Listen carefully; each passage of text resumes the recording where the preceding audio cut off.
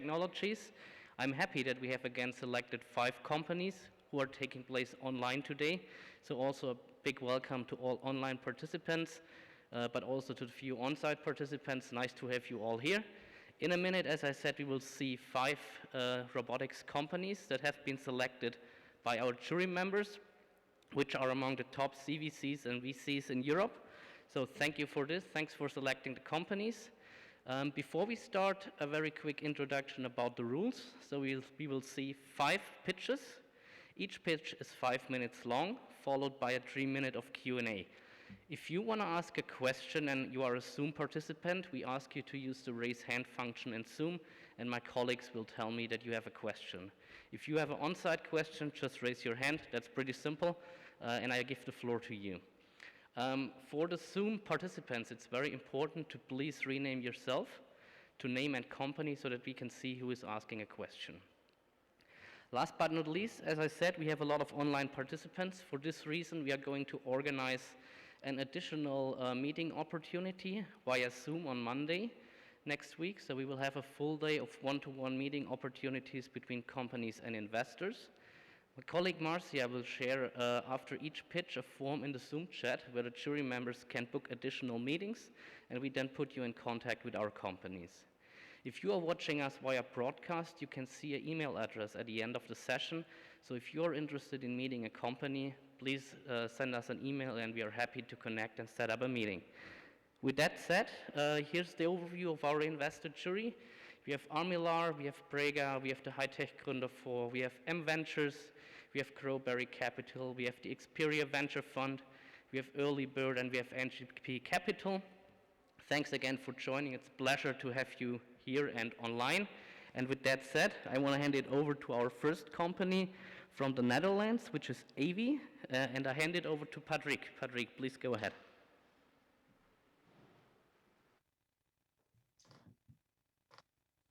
Great. Good morning, everyone. I'll ask Romain to start the slideshow.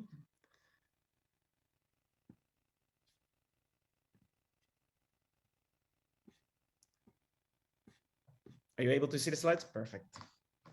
Alrighty. So, due to climate change and a growing population, Europe is under pressure. The last years, we've seen a tremendous increase in wildfires, floods, and other natural disasters. Millions of square kilometers of forest have been destroyed in the south part of Europe. And unfortunately, way too many lives have been lost. The emergency services have never been under a higher pressure. I see that the slides don't change automatically. Let's see, there we go. The emergency services have never been under a higher pressure, and that is why we wanted to support them with AV. Unfortunately, trying to support these services by hand is very challenging because usually the access to incidents and disasters. So we thought the way out, because the sky offers way more potential than we currently use it for. Because it is, we are able to fly faster, have access quicker, more reliable, and more cost affordable. So at AV, we wanted to make impact. But we didn't find the right means because using the sky with drones on one hand of the spectrum doesn't work. Drones have a very limited flight time, usually around 20 minutes, limited range of 1 or 2 kilometers. They require manual piloting. But on the other hand of the spectrum, we have airplanes and helicopters, but they are very expensive. They require a lot of infrastructure. They're not instantly deployable, and they're very polluting. So we wanted something that is long range, quickly deployable, cost affordable, and zero emission. So that's why we started AV. Now, if this video can be started, please. I'd like to show you what we're building. So this is AV, an aircraft that is capable of supporting emergency services by taking off vertically and then transitioning into a horizontal flight, being able to have coverage around 100 kilometers. It can be used for first response operations, the brigade, or support medical institutes like hospitals and labs to transport medical cargo. The aircraft flies autonomous, so it doesn't require manual piloting, making it way more affordable than regular drones or airplanes. Of course, it's electric, so emissions. And after the flight, the aircraft lands again in its docking station, recharge. So the aircraft is ready on standby for the next flight to make a positive impact. So, by using these aircraft in their stations, we can build drone response networks. And we can do that for medical deliveries, for first response operations like search and rescue and fire department support. Together with large customers like the Scandinavian Falk or the global helicopter operator CHC, we are currently rolling out these national covering drone response networks. The last couple of years, with a team of around 45 brilliant minds and engineers, we have been developing this technology. We've been building around 30 aircraft, but together with our customers, we've estimated that we need around 500 operational aircraft in 2025.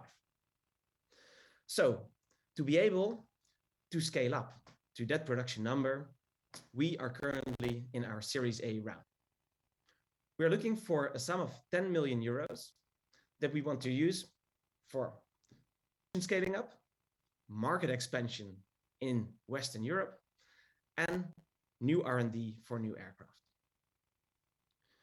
So, if you are willing to join us in our mission to unlock the sky and make positive impact, please fly with us. Thanks a lot. Thank you very much, Patrick, for this presentation on AV. I ask our jury members now if you have any questions to Patrick and AV. Yeah, we have an on-site question, Martin. Can I use that? Okay, so my first question will be connected with the hardware. So what is the cost of the hardware for now, and what is the cost of one trip, and how you calculate that?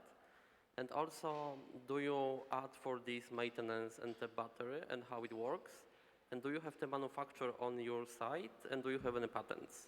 Sorry for so many questions, but you know, my fund do investment in drones, so that's why, you know, it's interesting stuff for me. Thank you.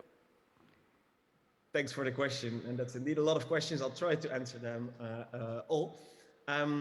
So the cost of an aircraft, dependent on the options, lies in between 87,000 euros and 100,000 euros, especially whether we integrate certain thermal cameras for heat imagery, for example. And then we have the docking station that goes for a price of around 30,000 euros. So on average, a node, as we call it, the combination of an aircraft and its docking station, is around 130,000 euros. Then a part of the sales, we also have a business model where we have an ongoing subscription with customers for software licenses, mission control software use, maintenance, and other services. And for some customers, we also deliver operational services. As I mentioned in the pitch, the aircraft is self-flying, so it's autonomous, so it doesn't require a pilot with joysticks, but we can offer flight operators that monitor the flight and can help with the logistics. As AV, we are a company that focuses so not just only on the manufacturing part, but also on more parts of the chain, helping us get a better margin, but also enabling a better feedback loop in what the end user and the customers ultimately want and our development process. So that's a bit where we position. Did I answer then all your questions, or was there something else that I'm missing? There is a follow-up question, I think, Marcin. Yeah, so answer is okay. So maybe two more questions. Sorry for that. Yeah, very quick. We're running out of time. Okay. But no sorry. worries. Sorry. So what is your base revenue model now, and where you want to be after the 10 million euro round? Yeah, so currently we are making revenue. We have done that the last couple of years with various projects, proof of concepts with the large international customers. And with the new regulation that started this year, we have the permission to fly long-range missions in the Netherlands and in Greater Europe. Meaning that we are ready to make this operational. That's also what we heard back from our customers. So with these customers, we've set up a business model that combines the sale of an aircraft, a maintenance plan, and a subscription plan. We have all the technology in-house, and it's also IP protected. So that way we are also able to certify that knowledge. And we also support our clients and operators by getting the right permissions as operators to be able to fly in Europe. Okay. Thank you very much, Patrick, for answering the question. I see we have actually more online questions, but we're running out of time. But the good thing is we offer the possibility to schedule additional meetings on Monday. So if any of our Zoom jury members wants to meet Patrick and Avi, please follow the form my colleague Marcia is now sharing in the chat, and then you will be able to schedule additional meetings, and we are happy to put you in contact with the company. With that said, we move forward, and I want to hand it over to Jose from Kumukora for the next presentation. Jose, please go ahead.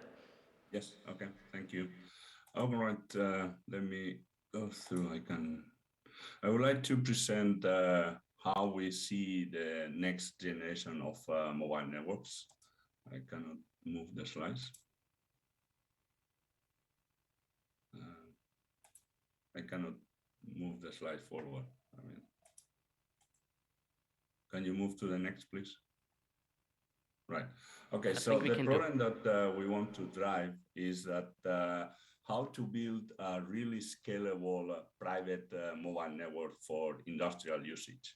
So the thing is that the industrial IoTs, they have unpredictable traffic and the system is not scalable. So basically what we are targeting in our system is to deliver a private network that is shaping the traffic based on the demands. So that means that the operator, or let's say the owner of the factory, can have its own private mobile network that is adapted to the needs of their services and applications. Next. So we have implemented and we have designed completely from scratch a unique 4G and 5G network with is a standard. So that means that we can integrate the radio system from different vendors, devices from different vendors, and then they have already fully tested in several trials and in several POCs. And these have been delivered mainly for customers that want to have a completely isolated network infrastructure, which is not dependent on internet access, mainly for confidentiality and privacy of sensitive data. Next. So the system that we deliver has been able to provide more than 40 gigabit capacity with 50% less of resources compared to other systems in the market.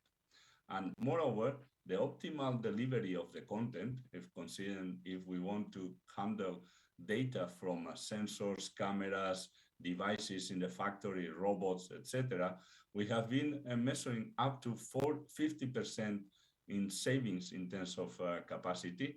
And then we deliver a system that can be deployed inside, or let's say on the premise, or it can be delivered from the cloud. Next. If we compare the system to whatever is available, there are two factors. One is companies that are providing virtualized versions of the system or companies that are providing hardware-based system. So the main difference is that virtualized systems, they work in those scenarios that the access is on cloud. But most of these factories, they want to have a completely closed system, mainly for security and reliability. And in that sense, we have designed the component specifically for those cases. Next. So the total addressable market is around 40 billion. The serviceable market is 4 billions. And out of that, we are targeting 200 millions with our system. Next.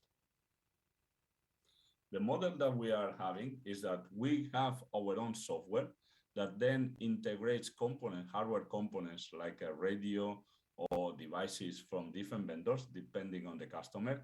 And then with that, we are going directly to some customers, directly to big customers, mainly to get some references. But then we are also working currently with system integrators in order to expand our coverage in different parts of the market.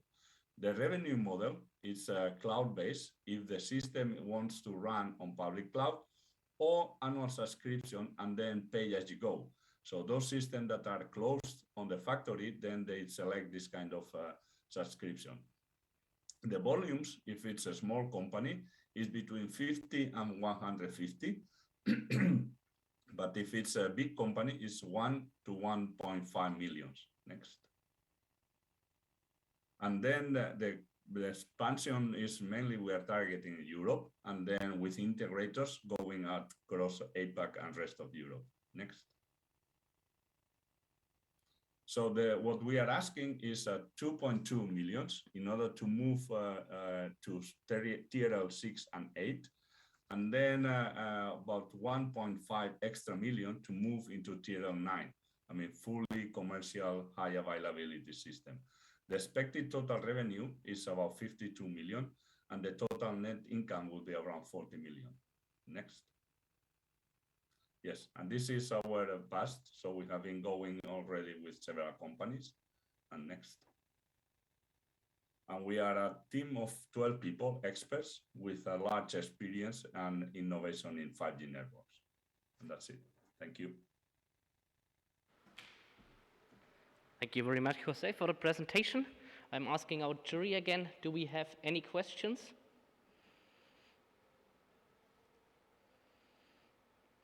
Okay, from NGP Capital, Christian Noske. Thanks for the great presentation. Just curious if you can talk a little bit about timing of the market. Most industrial companies still using Wi-Fi, and it's a lot of investment went into that. So based on your customers and based on your market insight, I'm curious how you think that will develop. It seems still a little bit slow at this point.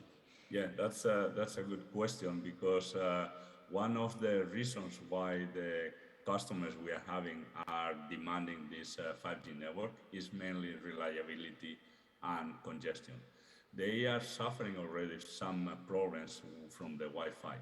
So to give you an example, there was a customer where one of the robots connected through Wi-Fi went a bit out of coverage, I mean momentarily, and then the whole chain was stopped. And they calculated that the cost of having this robot out of coverage for, I think that was less than 1 hour, the cost was around 5 to 6 kilo euros. So imagine if this kind of issues happen more often, then the cost of the Wi-Fi is quite large. So that's why they are considering to move into more reliable mobile infrastructure, because they want, mainly in this kind of industrial or high availability type of network. If it's consumer data or data that doesn't require, extreme availability, then the Wi-Fi is sufficient. Okay, thank you. We have another question from Joao Diaz. Yes, Jose, thank you.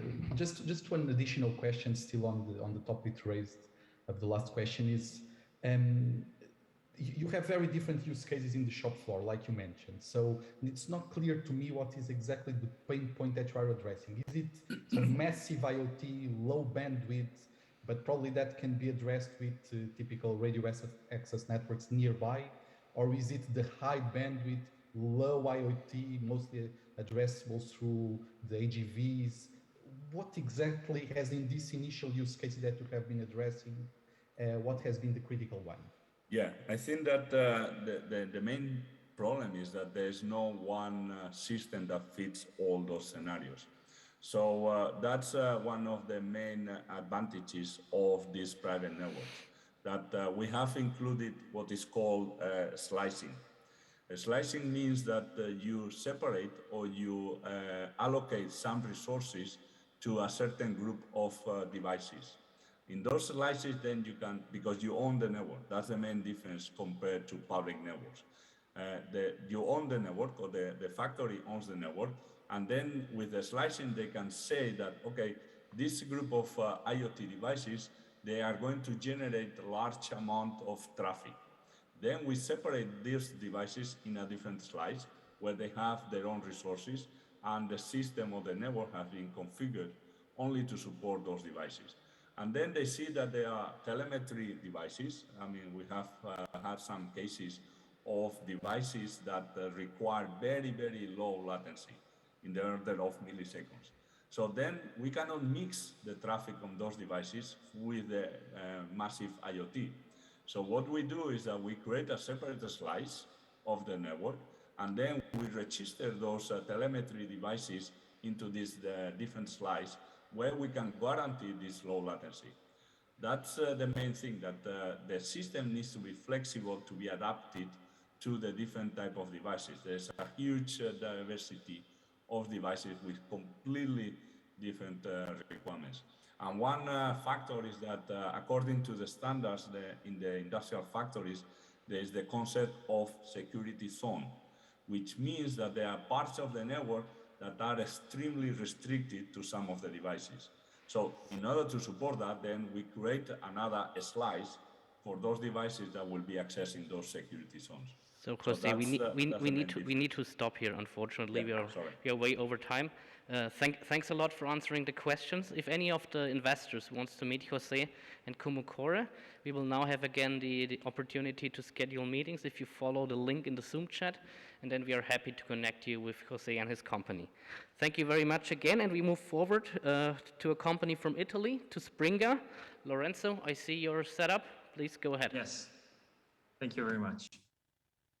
Good morning, everybody. I'm Lorenzo Frangi. I'm the CEO of Springer, and our mission is to bring the digital fabrication to every workshop and construction site.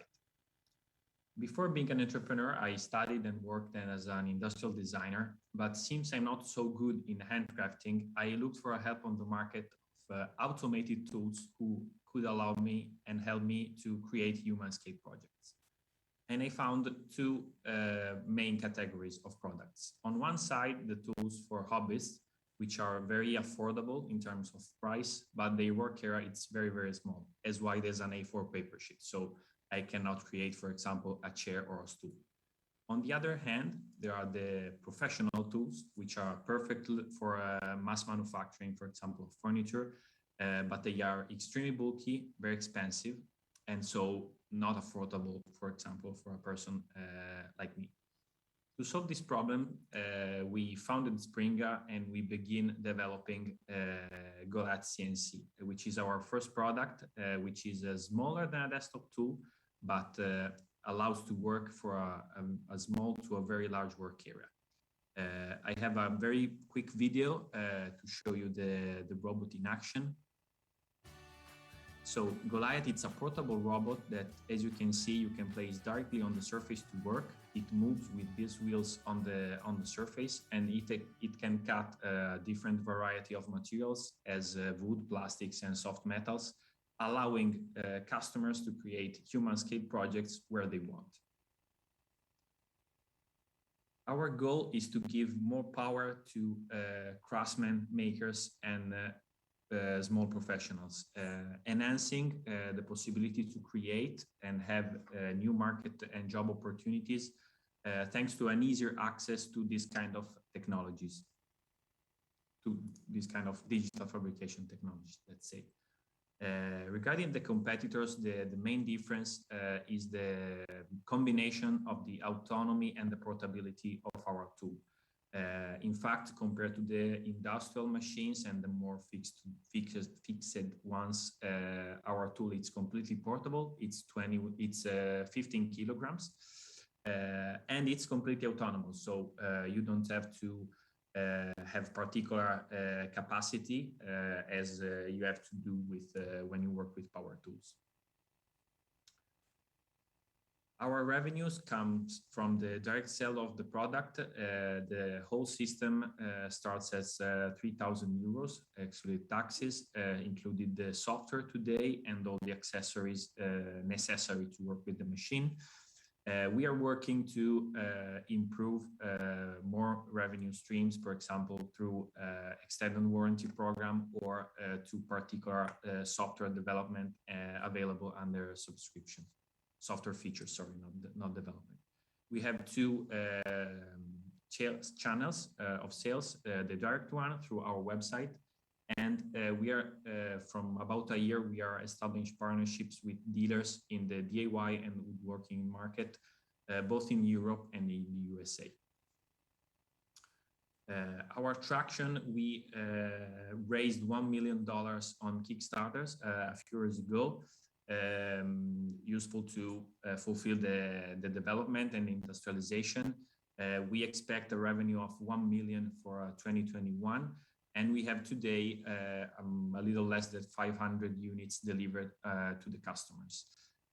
We got many awards regarding, in particular, the industrial design and the product design of the product. Our vision regarding the technology is to build a family and to make portable and flexible also industrial technology. So today we begin with the CNC milling technology, but we got very good feedbacks about also different markets and different technologies which could take advantage of the portability of these tools. And lastly, in a short term, so in a, let's say, 4 years development, we begin to work to bring Goliath to a professional level, so to improve the performances and to create new products which could tackle the professional woodworking market, where the estimate market value of woodworking tools is 37 billion.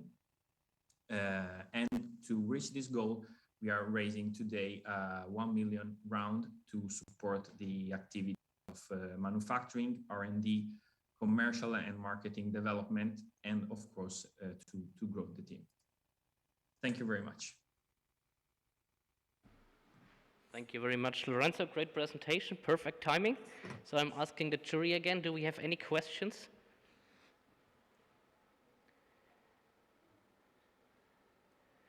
Okay, we wait for it. Marcin, you have one? Yeah, on-site question. So what is the best client for you and what is the margin on the sales for now, and maybe what kind of plans do you have after this round and after the R&D which you told us? We have different kind of customers. Mostly are B2C customers or one-man companies. So professionals who can't afford the big machines, and both for the price and for the dimension. So artisan and craftsmen and these kind of people. Regarding the margin, we have around, let's say, between the 60 to the 70% of margin on the sales price. And excuse me, but I don't remember the last question. I asked about the margin now, and what kind of plans do you have about the margin after the round? Because you told us about some kind of R&D which you want to do. Yeah.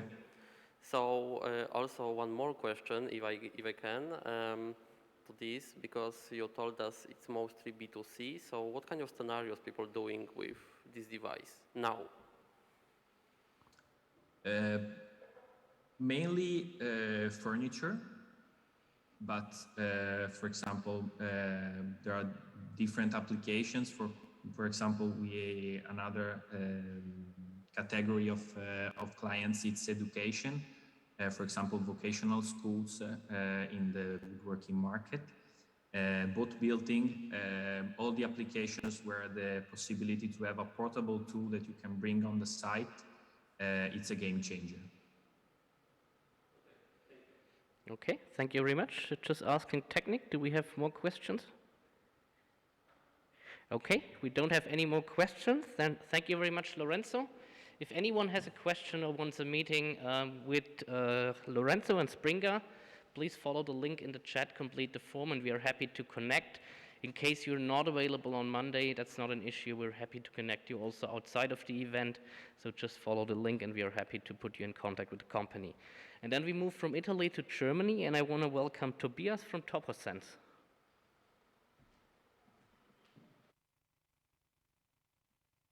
Yes, hello everyone. So let me see if this clicking of the slide is working. Not that easy. Okay, maybe I think you can also click the slide, so I will tell you if it's about to happen. So yeah, my name is Tobias. I'm co-founder and CEO of TopoSense. I'm happy to present to you. So TopoSense builds 3D ultrasonic sensors. So we invented more or less the bat sensor that can understand the environment like bats, and we enable safer autonomous technologies with that, safer autonomous vehicles. Yeah, please to the next slide.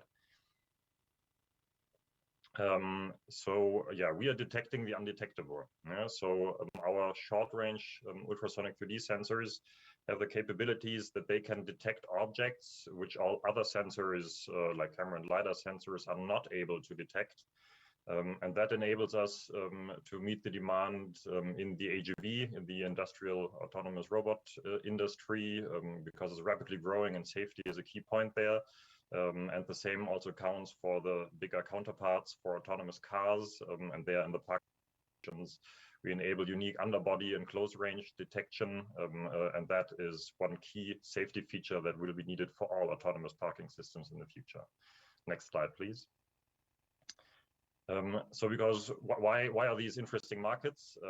So obviously robotics and autonomous vehicle markets are growing rapidly, and we see both as relevant target markets for us. We are starting with the industrial robotics, specifically AGV market, and then in the medium long term moving into the passenger vehicle market.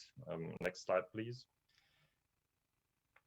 And why is this important? Why do you need the right kind of sensors also for short range sensing, while many other sensors look at long range, but short range is a key thing to cover. And this is what the market understands more and more. So one example is in the industrial AGV space, forklift forks are a huge problem if you have mixed operations with normal forklifts and AGVs. So a lot of crashes are happening there, causing huge damages in the factories, really keeping them from being deployed in a quicker manner. And obviously you have many crashes also in slow speed parking situations, so over 500 deaths and 60,000 injuries in parking in the US alone per year. That shows how critical it is to cover the short range distance around the vehicles. Next slide, please. So this is what TopoSense is solving. Yeah, with our robotic safety system, 3D ultrasonic sensor, we are capable of having superior 3D collision avoidance for AGVs. We enable better outdoor collision avoidance capabilities and enable very good short range sensing capabilities for autonomous cars. And we do that with our sensing solution because we don't build sensors only. We have a perception software layer, then specific algorithms and firmware which enable this kind of data, and also a lot of hardware and design know-how. And we just released our Echo 1 DK to the market, which is fully certified and able to have first retrofit applications. And we have fully integrated first tests with customers like Jungheinrich and other big players in the AGV market. Next slide, please. So why is our technology unique and better than what you else see in the market? We just have the best 3D collision avoidance performance and at the best price to value ratio. So 3D ultrasonic sensors enable a super wide field of view and no blind zone, which is key for the short range sensing. It's very robust to environmental conditions such as different lighting conditions where camera systems fail, and we deliver precise 3D data and can really detect objects that other systems cannot detect, such as forklift forks, such as the bat can see smallest insects while flying. This is what our technology is capable of doing. Next slide, please. So our business model has the three main components. So we build the hardware with the functionality, but then we also offer the application software packages. So our sensors are being sold for roughly 700 to 800 euros per system, with a software part of around 200 euros in that. And with that, we still have a margin of over 80%. So in the industrial segment, obviously, lower prices account for the autonomous car market, but that's a bit further in the future. So next, please. We conducted projects and sold our evaluation systems already to a big amount of customers worldwide. In total, over the past years, we over 1 million euros in revenues, and right now we're getting ready for the ramp up in the robotic space during next year. We're currently doing pilots and POCs, and next year we are expecting the first mass market deployments with customers like Jungheinrich, for example. Next slide, please. All of this is done with around 30 people right now. Very engineering driven, but we also have experts like our CTO, former CTO of Siemens, Harry Strasser, on board, who is supporting as an executive chairman, and also a former board member of the automotive chip supplier Elmos. And you can see that already several investors joined the company. They see the big potential in the autonomous vehicle market with our technology. Next slide, please. As said, we're ramping up in robotics right now. We have 4 LOIs right now to launch during next year. The tests are ongoing. Very big names also buying our systems right now. So the revenue is now starting to pick up. We're moving into the market right now, and the medium to long-term game then in 2024-25 also moving into automotive. Next slide. And to realize this, we are raising a pre-series A round right now of 3 million euros for executing our market penetration in robotics with our lead customers, but also starting to ramp up the automotive team to start this development. Obviously also investing in further R&D. We raised 2.8 million in safe notes up to now and received 2.5 million European grant funding of the Horizon 2020 program. And in the middle of raising, so happy to have follow-on conversations if you're interested. Thank you. Thank you very much, Tobias, for the presentation. Do we have any questions to Tobias and TopoSense? Okay, Helga, please go ahead. Still muted. Helga, you're still muted. Hi, I'm Helga from Corporate Capital. Thank you for a great presentation. I love your product. Being the only female on the panel is probably a cliche that I could use it a lot. But I was also just wondering, you didn't mention whether it was missed it. Is it patentable, or have you started the patent process, or how are you protecting your IP? There are 11 patents, 3 of them already granted in 6 different families. Yes, there's a big IP stack as well, which we are obviously extending further. Okay, thanks. Okay, do we have more questions? Okay, Christian, NGP Capital. Yes, thanks for the great presentation, Tobias. Just curious on the hardware software reference here that you mentioned a couple of times. I'm curious if you can also deploy your software in hybrid systems where camera, lidar, and ultrasonic is already used, or if you're just really focused on ultrasonic. I'm just thinking about the technologies that are already in use with forklifts and other AGVs. Yeah, it's a very good question. So I think there are 2 ways to answer this. On the one hand side, it's our system being combined with the other systems which already exist in the market. So adding on, for example, the 2D safety lidars which are installed. We already have the capabilities to fuse together with camera data, for example. So yeah, I could show you some videos in another discussion. So that is already working. So we have a good amount of understanding how to integrate other sensor technologies into our software stack. But what also is key, we are the only company worldwide to have developed 3D ultrasonic sensing, and this just brings very unique advantages. But obviously, over time, we want to enrich this unique capability with the benefits of also other technologies, because sensor fusion is key to reach highest levels of safety. That is also not to question. Okay, thank you very much, Tobias. Time is over. If any of you wants to follow up with Tobias and TopoSense, you have the opportunity to book a meeting. Just follow the link in the chat or send me an email at the end of the session. And then we come to our last company and we stay in Germany. And I want to hand it over to Rodja from Zauberzeug. Yeah, thank you very much. Hello, I'm Rodja Trappe and founder and CEO of Zauberzeug. In our main business, we do advanced mobile robotics development, anything from metal to software. But today, I want to talk to you about our spin-off, the Learning Loop. It's a web platform to minimize human effort for AI-based computer vision. AI needs data, and computer vision AI are trained with a lot of examples. These must be labeled by humans. This horse-stable cleaning robot, for example, uses external cameras to navigate.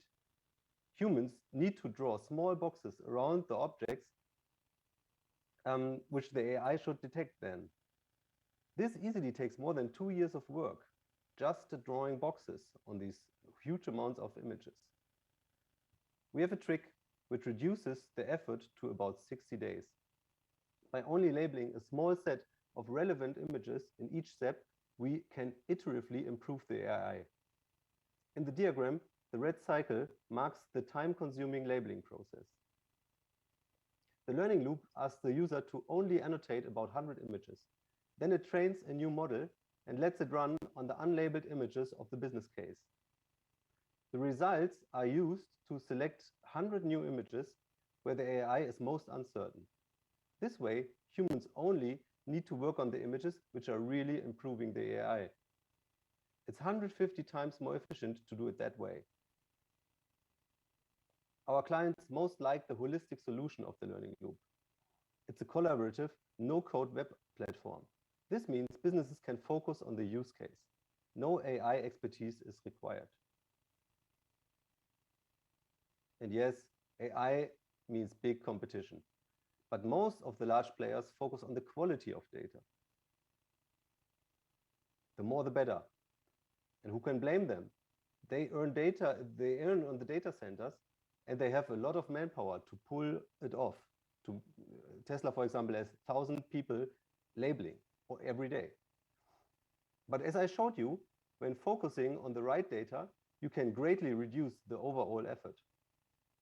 We combine this with an easy-to-use interface for the whole process.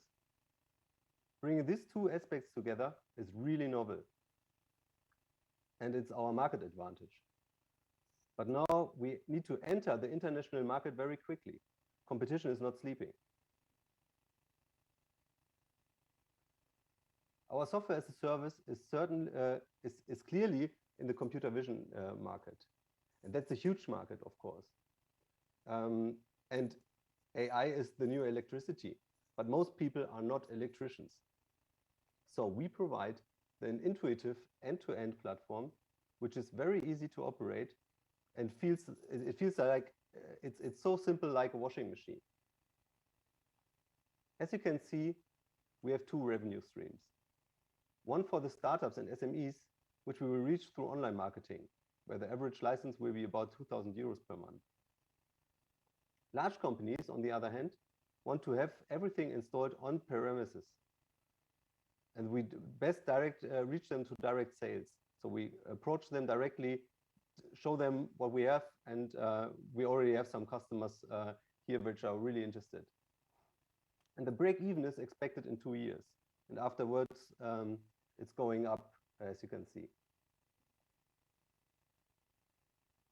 Our team has a strong technical background. We focus on great usability and the reduction of manual processes. I also want to highlight our two advisors. Professor Beck for media design and usability, and Dr. Dickscheid, who is co-leading the neuroinformatics platform of the Human Brain Project. We are right now planning the spin-off from our main company. This will provide the focus and clarity of the goals. And of course, salaries and marketing will be the biggest factors when scaling up this new company. Therefore, we ask for 2.2 million euros to finance the next 2 years. You could expect a 600% return of invest after 5 years. Let's do it. I would be happy to talk to you later. Thank you very much. Thank you very much for this presentation, Rodja. Do we have any questions from our jury members? Okay, from Early Bird, André, please go ahead. Thanks for the great presentation. One quick question. So the market, the data annotation market is rather crowded already. And I understand your human in the loop approach, focus on data quality. How do you think about the next stage? Do you also perceive that as, let's say, an intermediate step to have this human in the loop approach? So how do you think about self-supervised, multimodal GPT-3-like solutions? Yes. We like these new approaches very much. So what we are right now doing is integrating more and more automatisms into the annotation process, like all the other competition is doing. But when you select the right data, so our strong advantage is that we know which data to annotate. And then you can easily fall off the cliff by thinking, oh, now you have a very autonomous system which can label any data, but then you spoil your whole process. And when you want to be efficient, somebody needs to review the data. So this will be humans, or you need to have a really large data set to train it on a big data set. And we can also reduce the carbon costs and be ecologically friendly by reducing the overall annotation data. Okay, thanks. Thank you very much. Do we have more questions? Okay, we give it a second.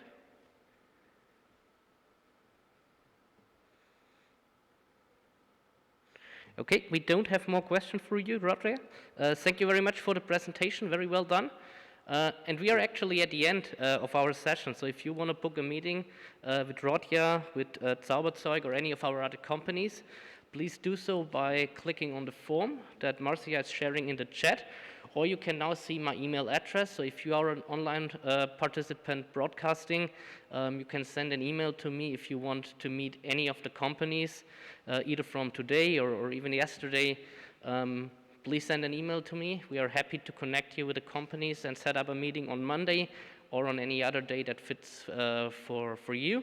We also have an overview of our upcoming EIC events, and we have another e-pitching in December coming up on mobility and transportation. You can sign up via Zoom, via the EIC community website, so we are happy to meet you there as well.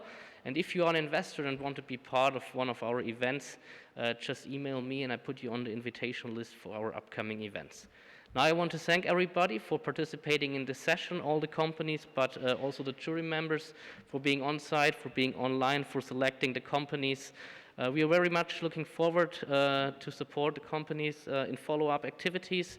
So if you need everything, just let us know. And we continue in about 10 to 15 minutes with our fourth session of the EIC Summit with software as a service for consumers. And we are happy to meet you back there. Thank you very much.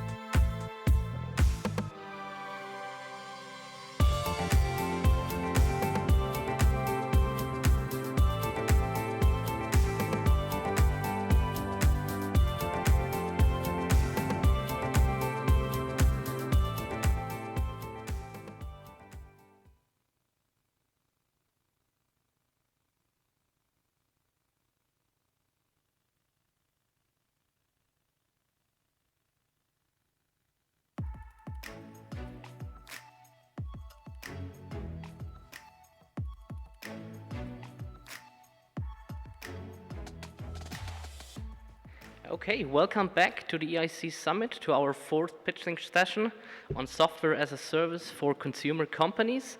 I'm happy to have 4 companies here in this session, selected by our jury members who are joining on site and online today. Thank you, everybody, to join us today. The VCs and CVCs that have selected the companies today are among the most important investors in Europe, so we have a great jury today. And before we start with the session, I want to quickly explain the rules for this session. So we have 4 companies pitching. Each pitch is 5 minutes long, followed by a 3-minute of Q&A session by our jury members.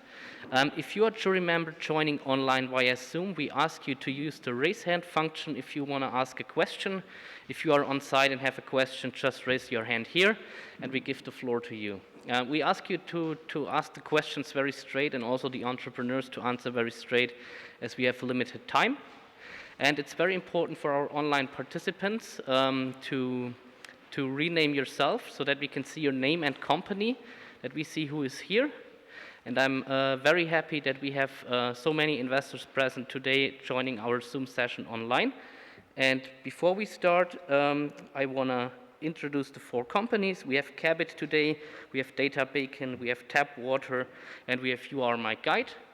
And here's the overview of our jury members in this session. We have Balderton Capital, we have the Xperia Venture Fund, we have representatives from Prega, from Crowberry Capital, from the Borsky Fund, Venture City is here, NGP Capital, and LeadX Capital Partners. And then I hope you enjoy the session. I want to hand it over to the first company, which is Cabot, and Stefano, please go ahead. Hello, everybody. Can you hear me well? Hello. Yeah, I'm not receiving any feedback, but I hope you can hear me. Otherwise, you can, stop me. Hello, everyone. So as we speak right now, 6 out of 10 businesses in Europe are still away from the cloud. It's a huge market, and 96% of cloud storage users are not yet premium. Loss of privacy, high price to pay. That's what blocks them, they say. But why does the cloud imply such 2 problems? Well, let me introduce you. Centralized data centers. But do you hear this? This is the sound of our money getting wasted. 70% of what we pay for cloud services is actually spent on maintenance or CapEx. Not only, we must accept to transfer the ownership of our data to a third party we can control anymore. I am Stefano, the CEO of Cabot, and we are the first data centerless cloud provider. Cabot's peer-to-peer software allows people's devices, just like my laptop or your computer, to self-create a distributed cloud to protect our data. So our proprietary technology never centralizes all of your data in one place. Files are encrypted, fragmented, multiplied, and then distributed. This is what makes Cabot zero knowledge. We cannot access your files. It's mathematically impossible. Zero knowledge ensures privacy by design. But most importantly, we save 40,000 kilograms of CO2 emissions per petabyte every single year. No more energy waste. So here's our business model. We crowdsource a distributed infrastructure and reward the contributors with free cloud. Then we sell the most competitive B2B cloud services on the market, from cloud storage to hosting to content delivery network. And in doing so, we generate a 60x markup. Managing 1 terabyte on our network costs us €2 per year, but we can resell it for up to €120. Here's an example. Our first product is a sync and share cloud service.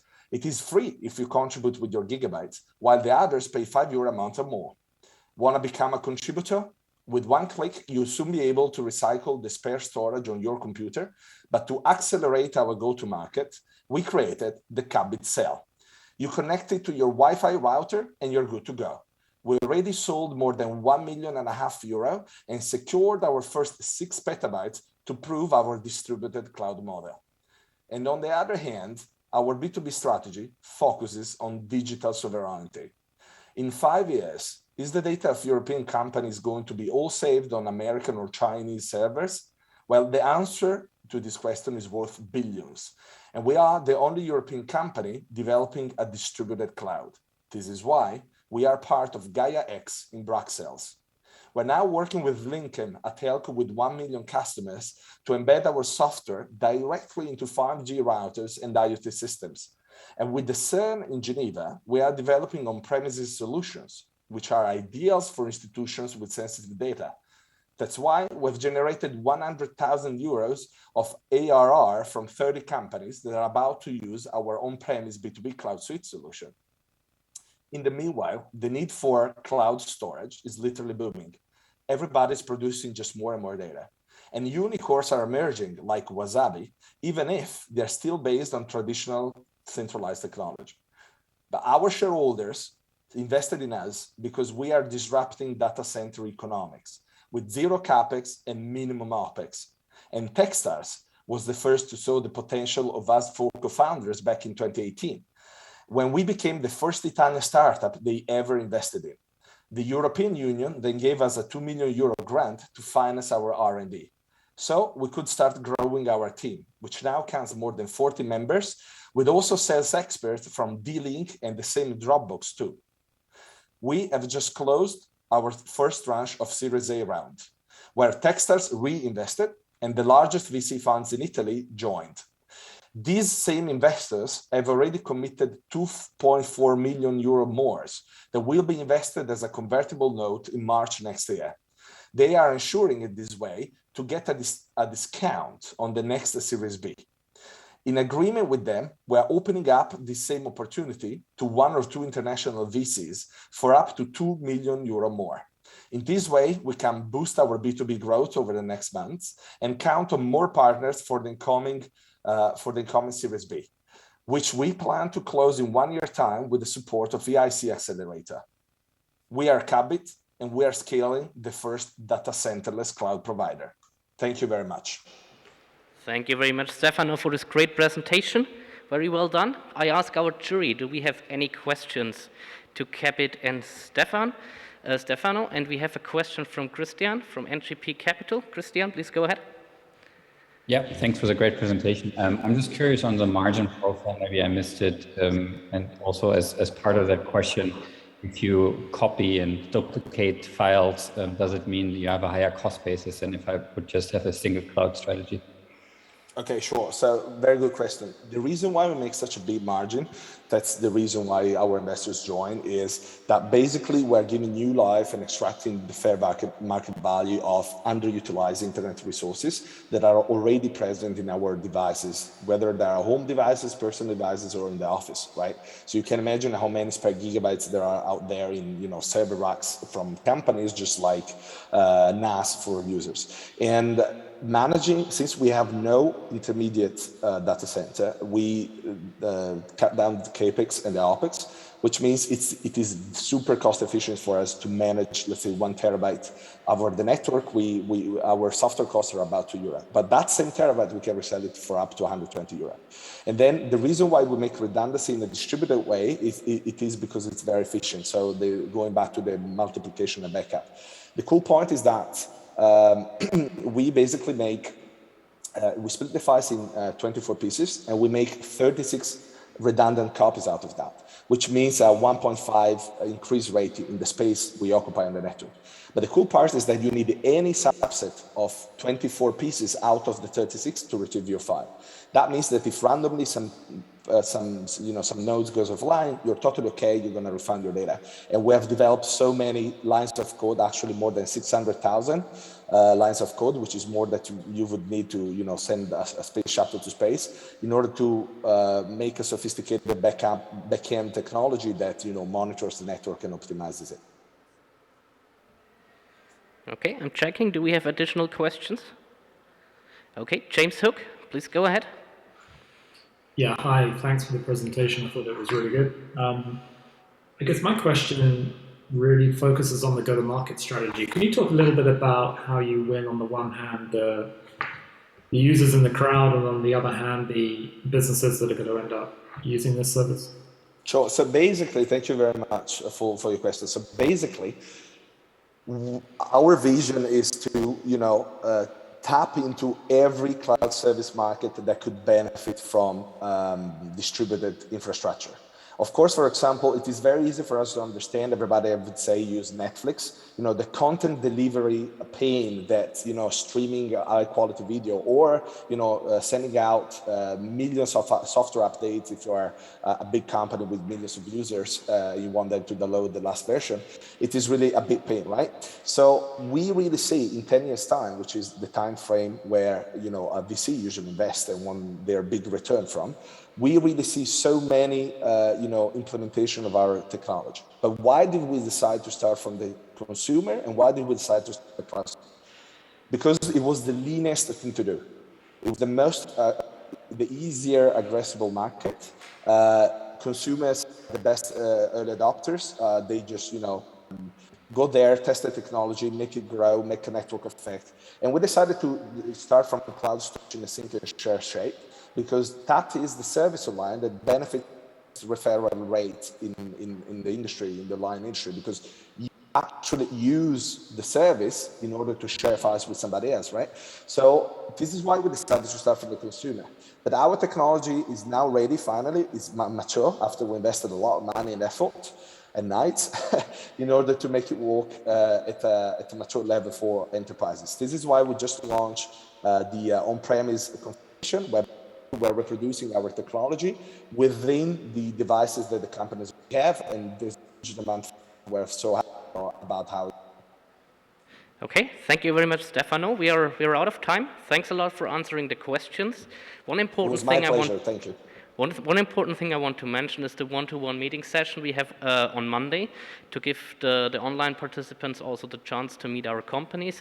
So if you are interested in meeting any of our companies today, like Cabot, just follow the link my colleague Marcia is sharing in the chat, and then you can book a meeting for Monday. If you're not available on Monday, no worries, we're happy to connect you with the companies. And if you are watching our broadcast, you unfortunately can't click on the link, but we will share an email address at the end of the session, and then you can just write an email if you want to book a meeting with any of our companies. And with that said, I hand it over to our second company, Data Beacon, and I think it's Paula presenting. So Paula, take it from here.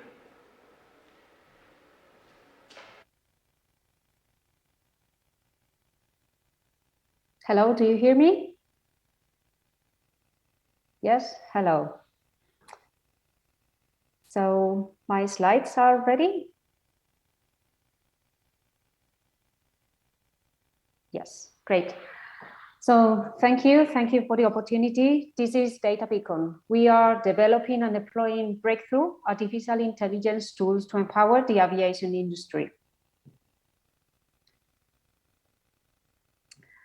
In Europe, air traffic control costs 8 billion euro every year, but generates 2 billion euro in delayed cost for airlines, producing unnecessary carbon emissions. We are now turning this worldwide problem into an opportunity by creating the first AI digital assistant for air traffic controllers, level 5. Air traffic management is a very manual process. The airspace is divided into sectors and controlled by air traffic controllers. When the traffic grows, these sectors are subdivided and more controllers are needed. But controllers are highly qualified staff with a very slow and expensive training and certification process. All this makes the system non-scalable. So by leveraging on technology and cloud computing capacity, level 5 is sold all included: data, cloud computing, 5G device, and the AI engine. All these complementing as an open AI architecture the current limitations of the legacy systems with monolithic applications, local equipment, hard to evolve, no assistance.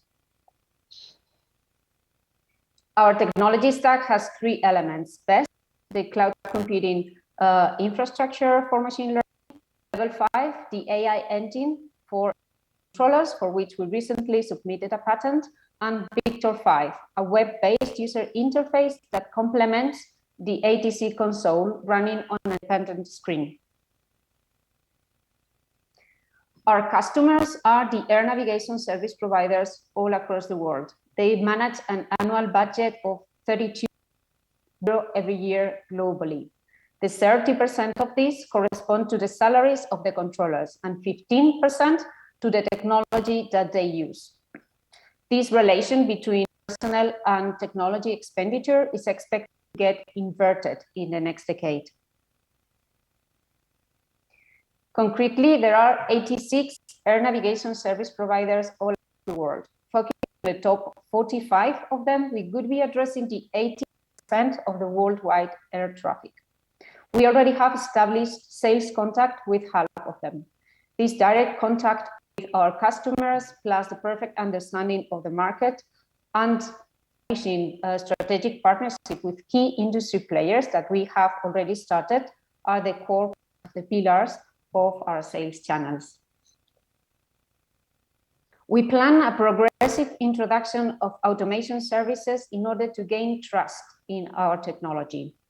In 2020, we got an EIC grant, and we are already working with one customer in Europe. We have completed 3 validation trials with their controllers, and for 2022, we have signed an agreement to perform live trials in the operational rooms while working with their national authority. This will allow us to enter in the market in 2023 with the first safety features, the automatic conflict detection, and the identification of non-conflicted traffic. We will then gradually introduce additional layers of automation at a revised price per flight hour.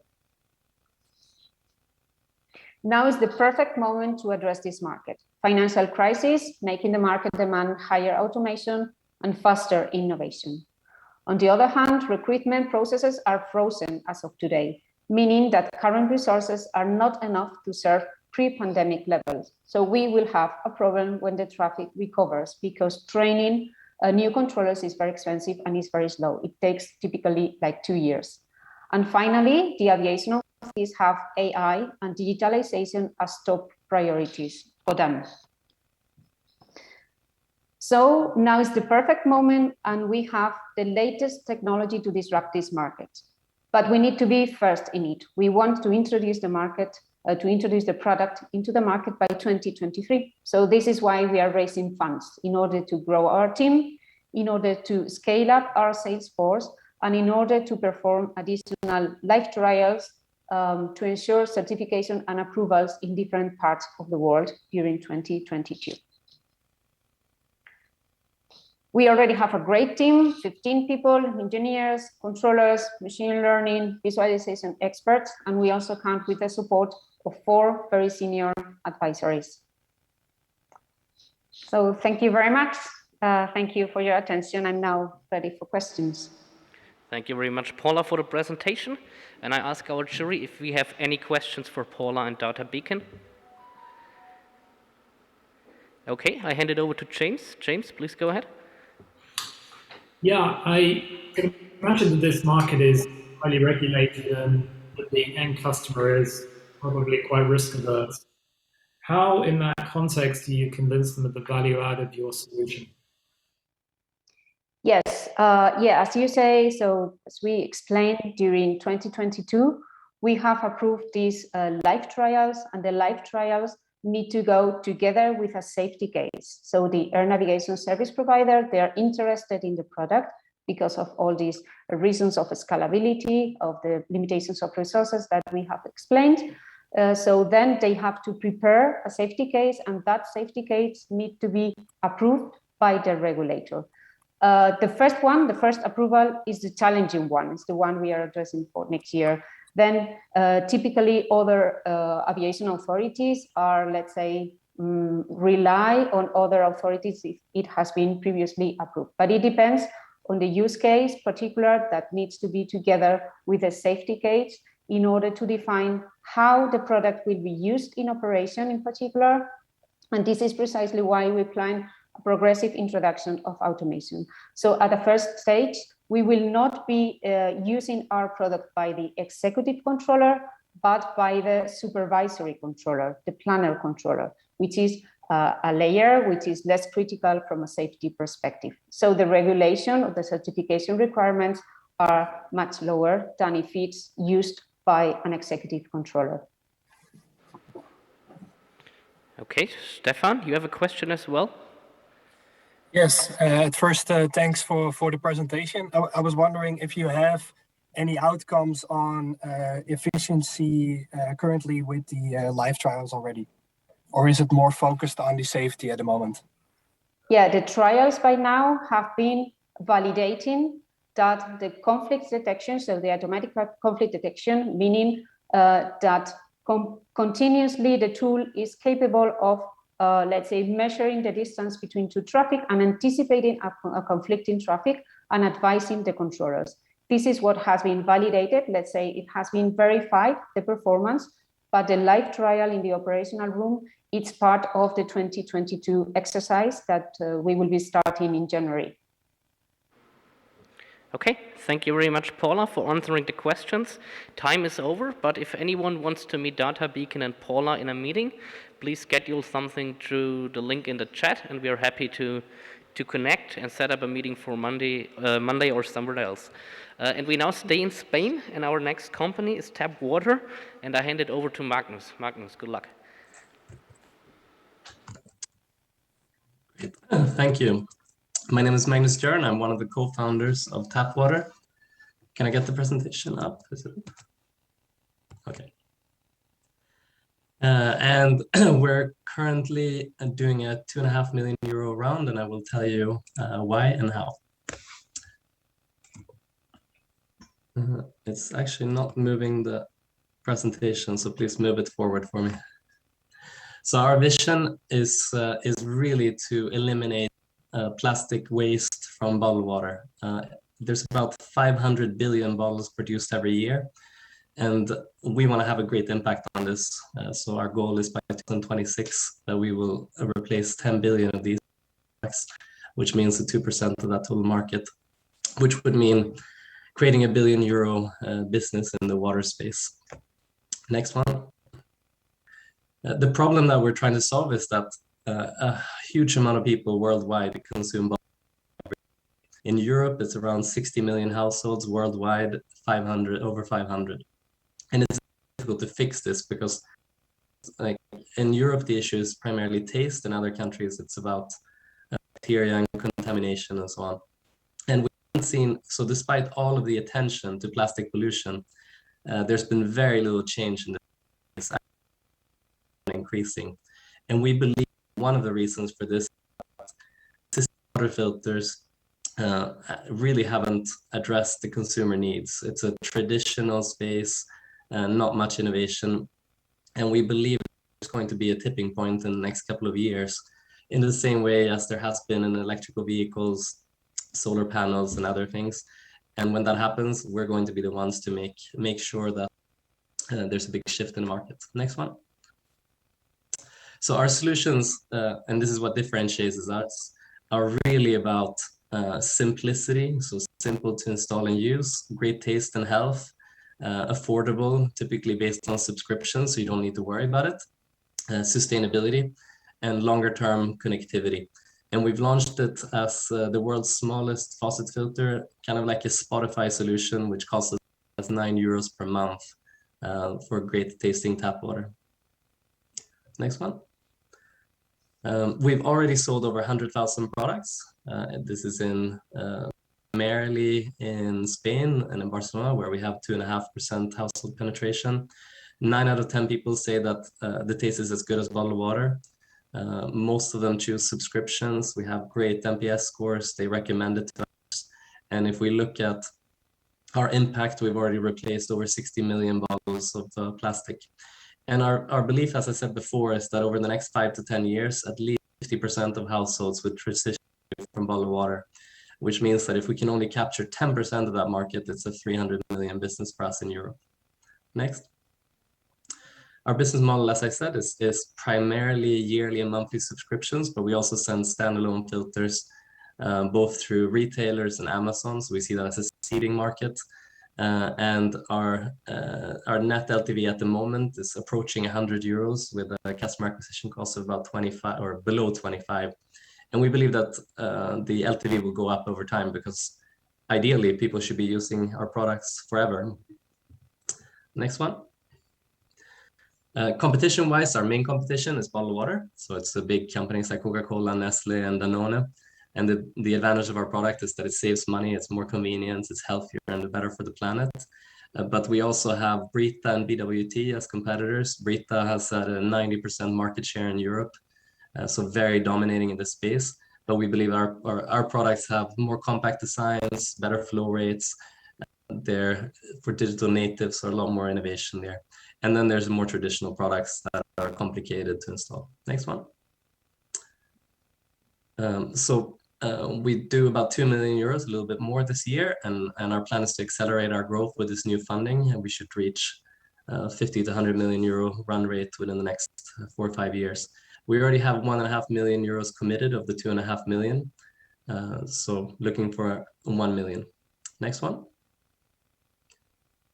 We have an amazing team that have a proven track record of growing and building 10, 20, even 100 million euro businesses. So we're confident that we can do it with the team. And finally, next one. So in summary, why should you invest in us? This is a huge market. We've proven early success. We already have great distribution that is just getting started. We have an amazing team that has a track record of doing these things. It's a great impact.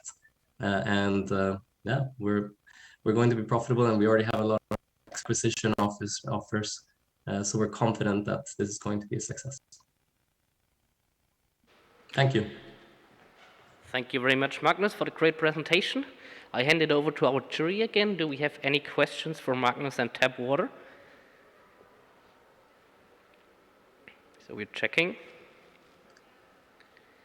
Okay, James again, please go ahead. Yeah, so I thought it was an interesting presentation, a really interesting product. I can see my own family using that. I guess the obvious question which you probably get asked is, activated carbon is a pretty established technology for cleaning, air or water or whatever.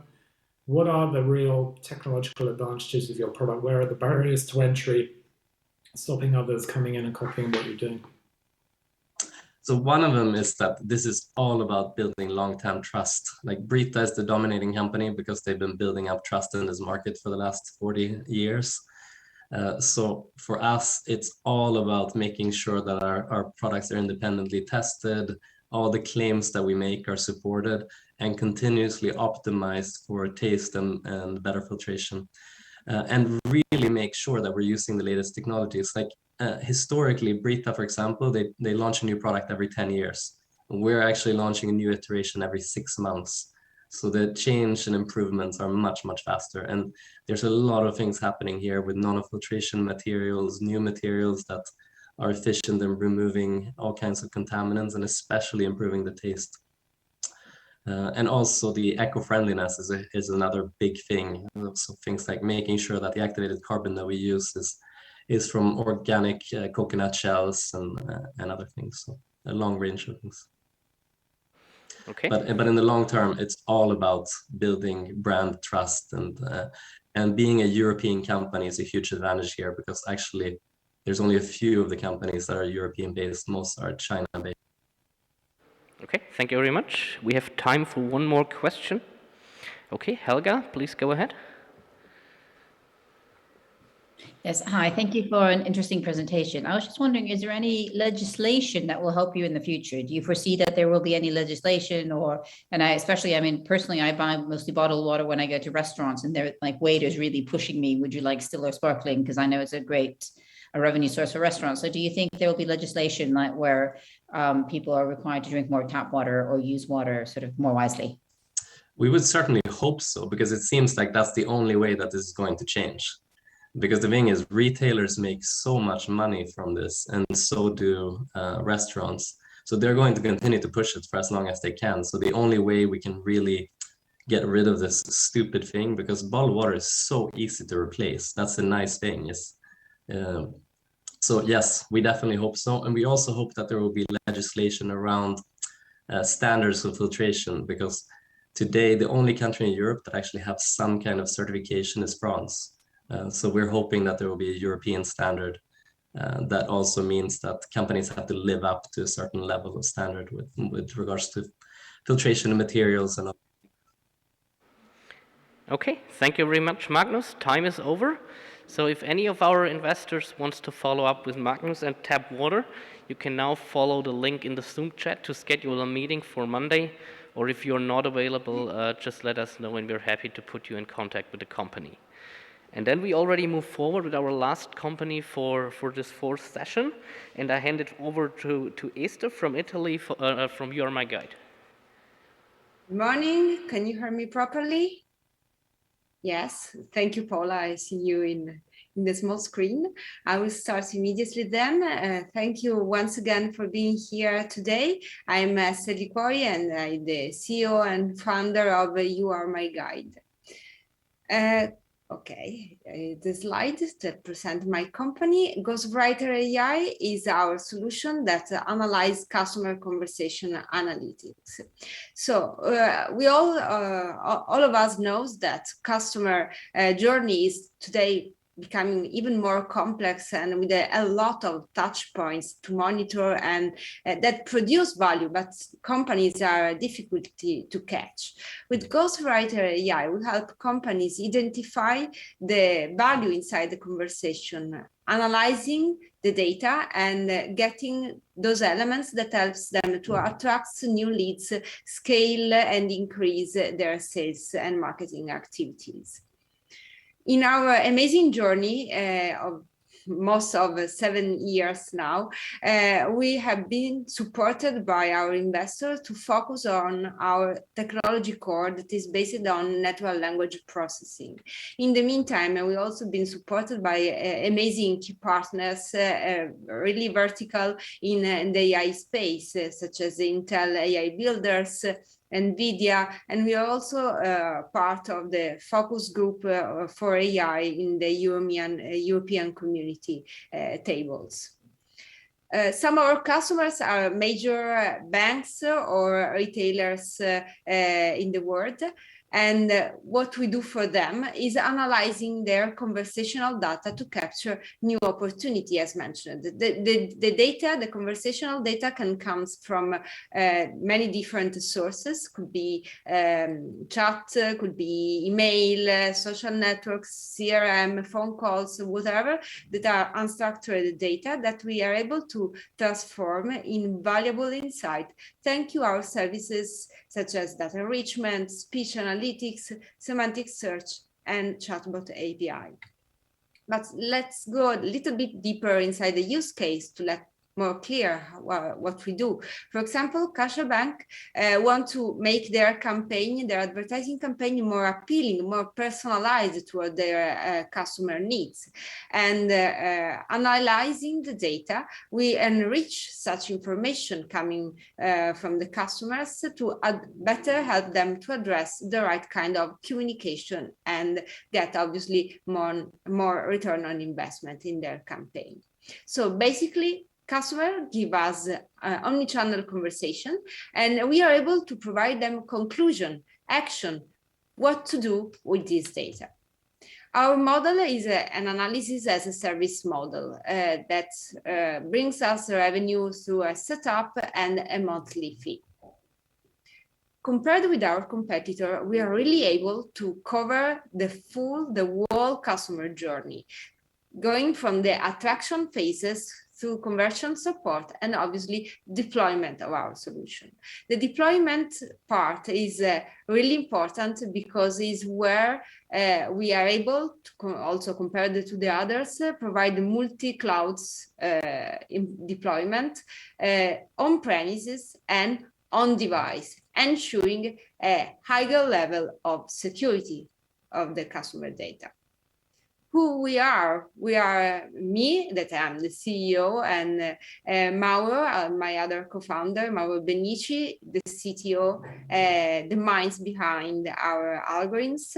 Together with us, our fantastic team and a distributor in the United States.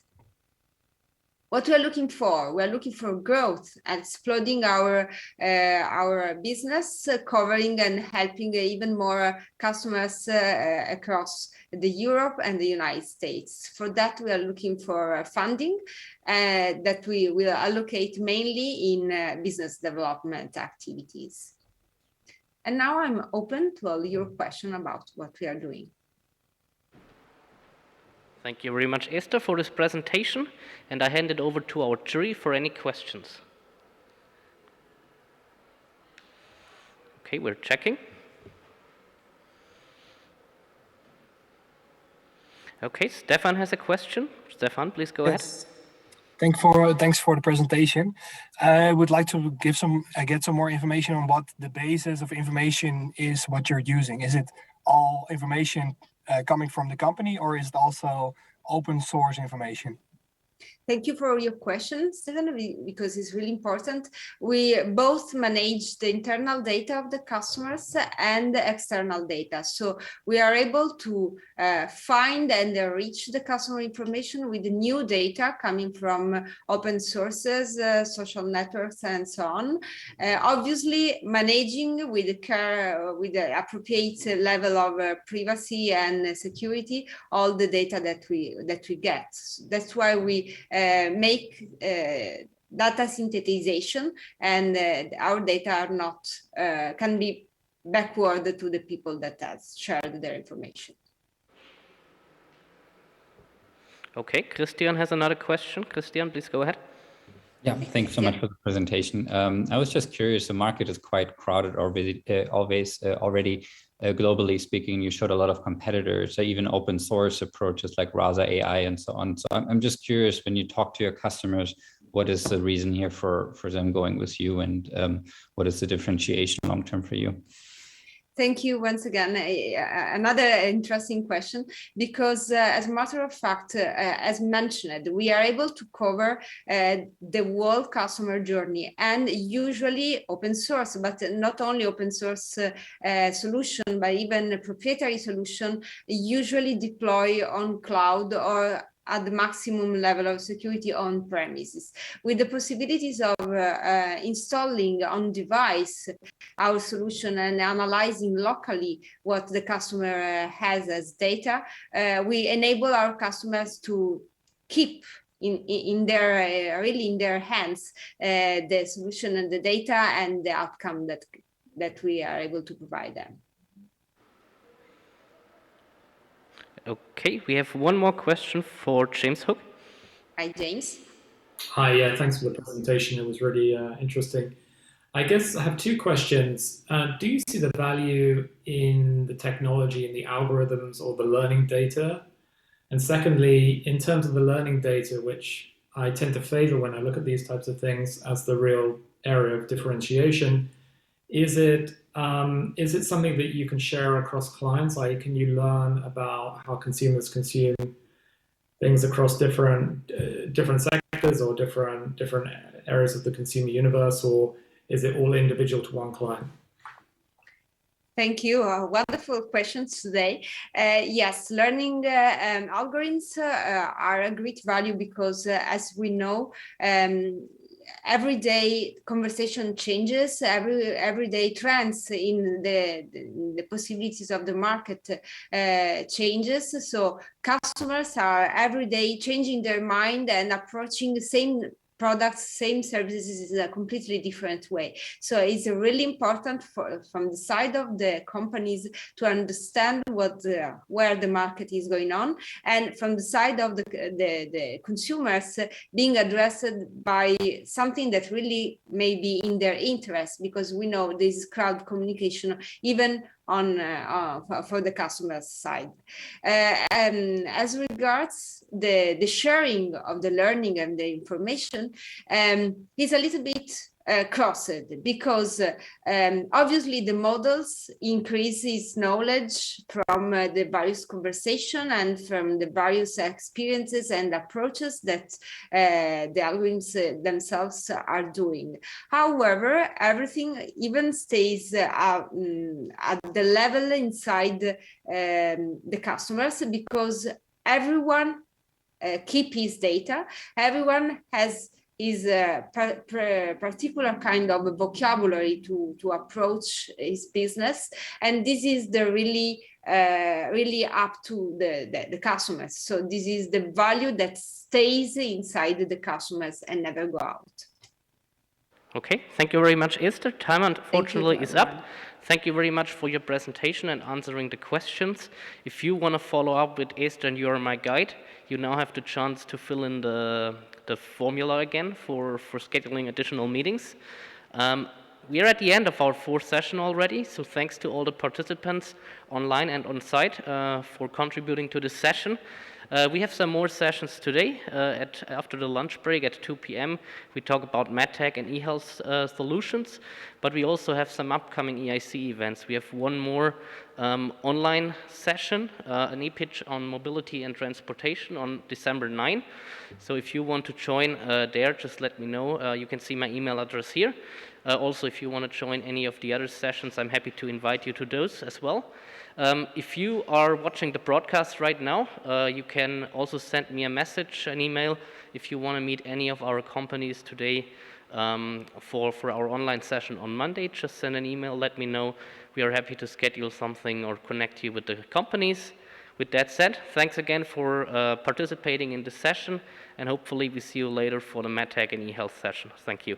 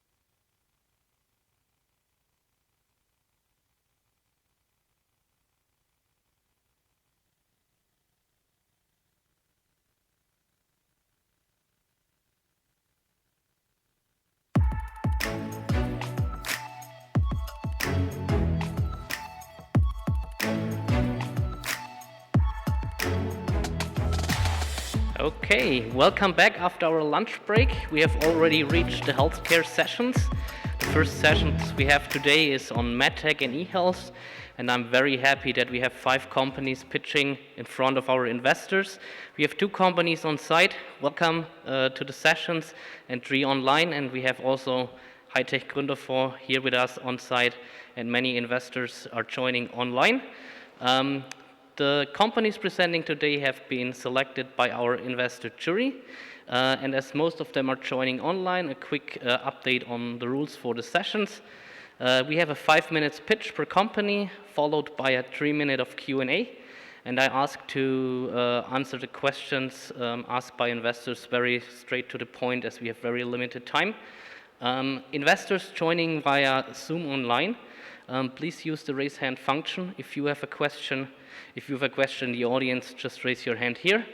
And so that we can identify you, I ask all online participants to please rename yourself in Zoom to your name and your company so that we know who is asking a question. And as we have many online participants today, we want to give some special meeting opportunity, some additional meeting opportunity next week on Monday, online via Zoom. So if you can't meet a company here, you can still schedule some meetings for next week, Monday. We do a full day of online one-to-one meetings from 10 to 4 p.m. in the afternoon. So we will constantly share forms today where you can select companies you want to meet at a time slot, and then we put you in contact. And even if you are not available on Monday, we will be happy to connect you with our companies. So I want to quickly introduce our participating investors. I'm just waiting for the slide. Here we go. This is our investor jury for our MedTech eHealth session. We have representatives from Borski Fund, from Prega, from Hedian Ventures, Hightech Gründerfonds, Jose de Mello, Omnis Capital, Project A, Panakis Partners, Venture City is here, Octopus Ventures, and Red Alpine as well. Thank you everybody for joining, and now we want to move ahead with our first pitch. And I hand it on to Able Human Motion. Alphonse, please take it over.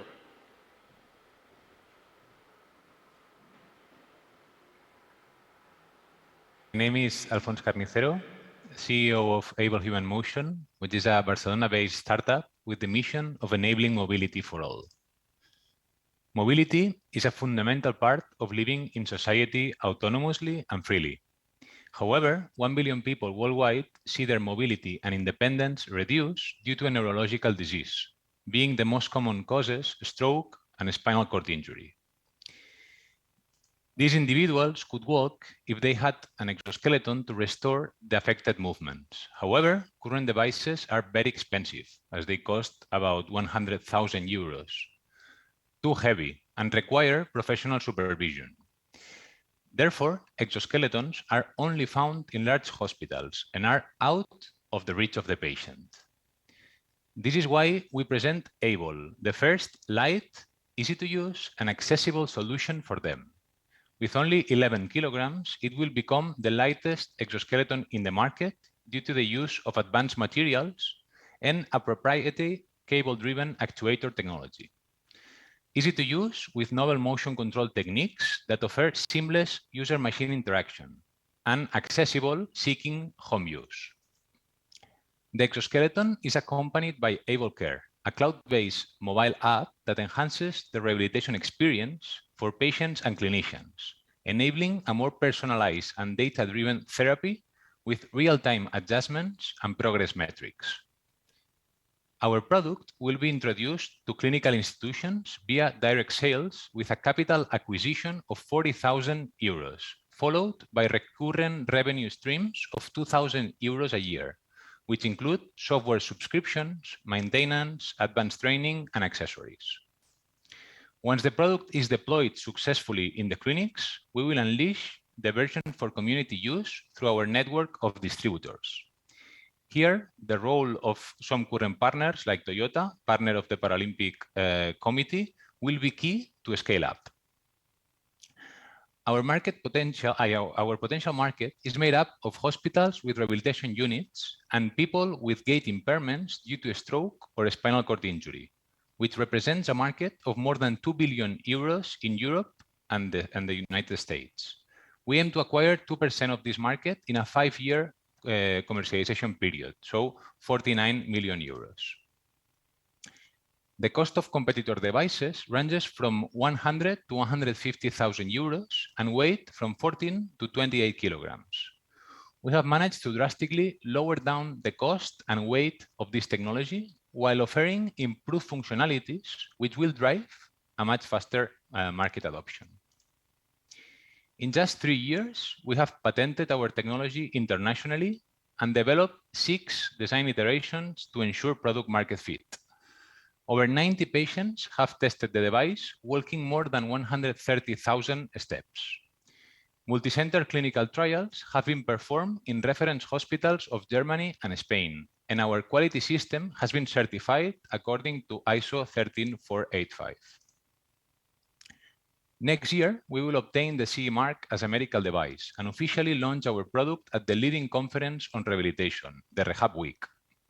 First sales will start in early 2023 in clinical institutions of Germany, Spain, Benelux, and the Nordic countries, followed by efficacy clinical trials and an expansion to new European geographies in 2024 and North America in 2025. Future activities include the commercial deployment of the product for community use and growing our product portfolio for mild walking impairments and the elderly population. Thus far, we raised 700,000 euros from private investors, including Bank Sabadell via startup, investment vehicles specialized in healthcare, and business angels, and 1.5 million euros from competitive public grants of the European Commission and EIT Health.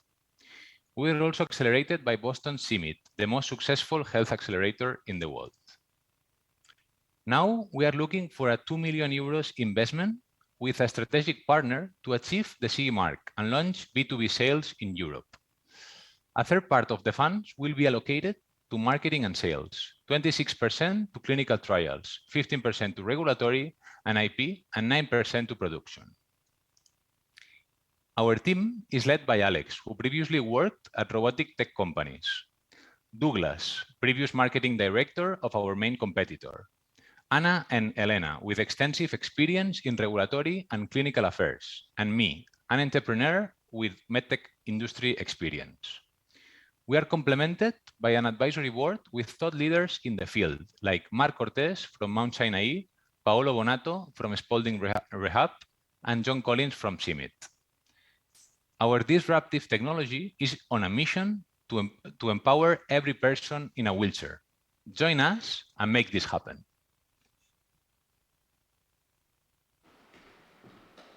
Thank you very much, Alphonse. Great presentation. I hand it over to our jury now. Do we have any questions for Alphonse and Able Human Motions? Okay, João, please go ahead.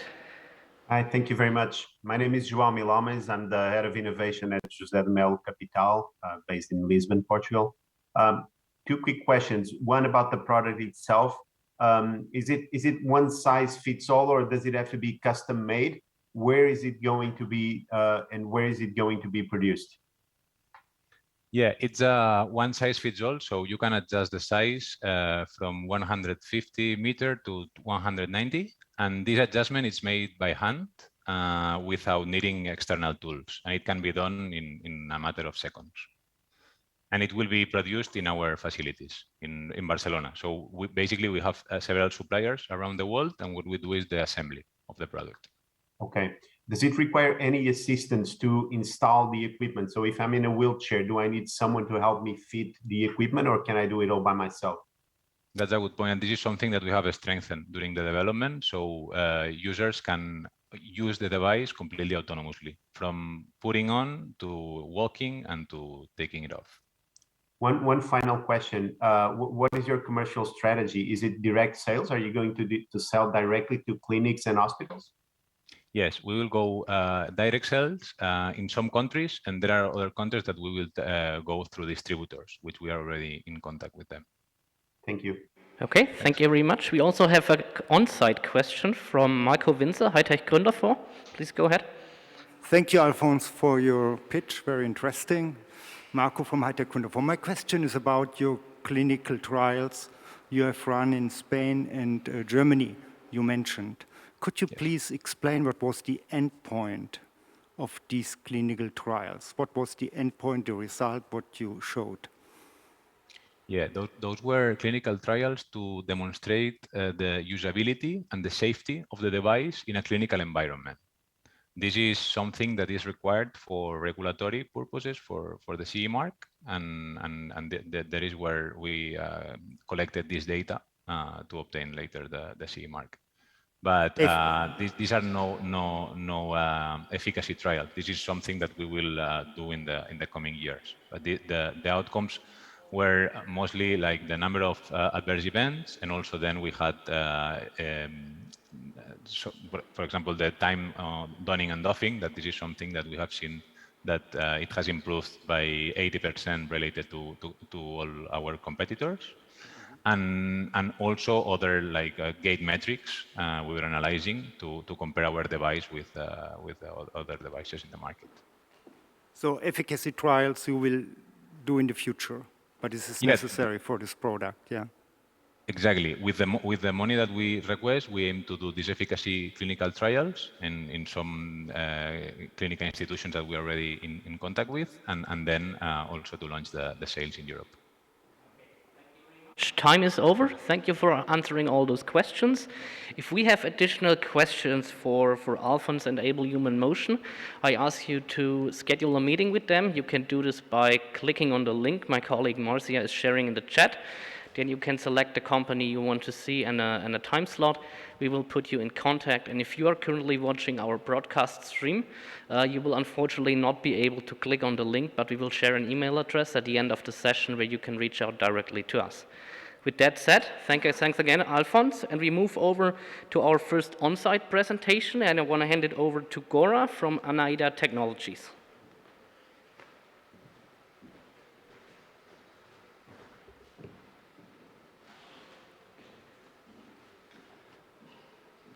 Start. So good afternoon, everyone. Thank you very much to the organizers, and thank you for all of you for joining, both live and online. I'm Gora Conley. I'm the CEO and co-founder of Anaida Technologies. In our company, the mission is quite simple, and is to help people to make babies. But you might ask, why would they need our help in achieving this goal? They changed the slides for me. So I should say next slide. Next slide. Next slide.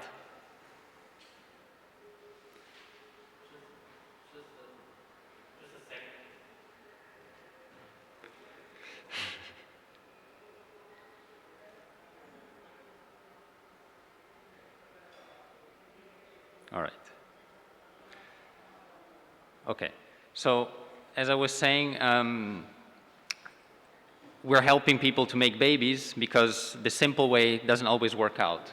So a growing number of couples turn to alternatives like in vitro fertilization, but it's very expensive and the success rate is not so great. Next slide. So you want success the first time instead of going through multiple cycles.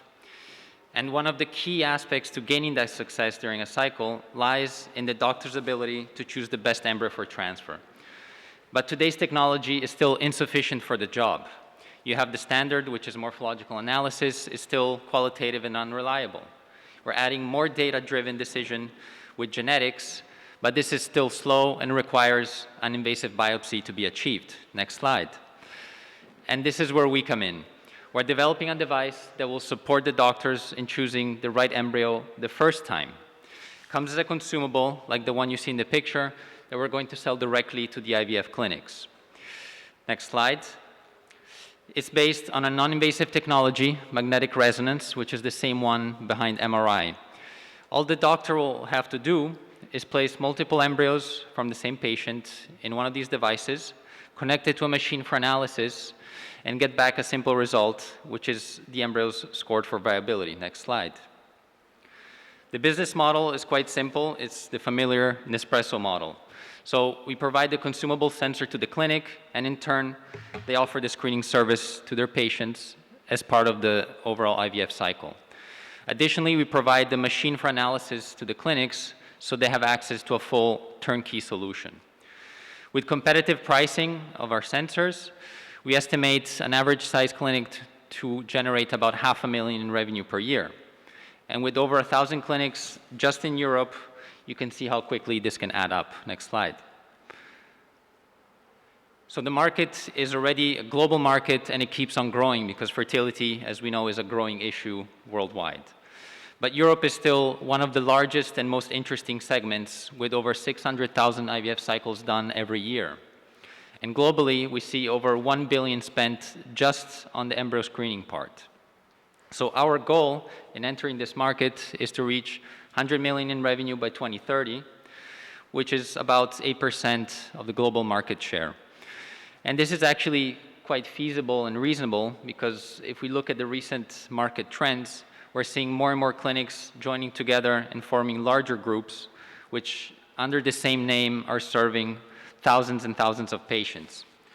Groups like EV and Eugene, which are headquartered in Spain but have a global presence, alone serve tens of thousands of cycles every year. Next slide. And since the beginning, we've been engaging with key opinion leaders from all over the world, including some of these clinics that we just mentioned. The largest clinic in Switzerland, one of the largest groups in the world, they're already part of our journey, and we're ready to start the first research study next year, looking at the first donated human material. Also, the head of Stanford IVF has joined us as an advisor, and more are likely to follow. Next slide.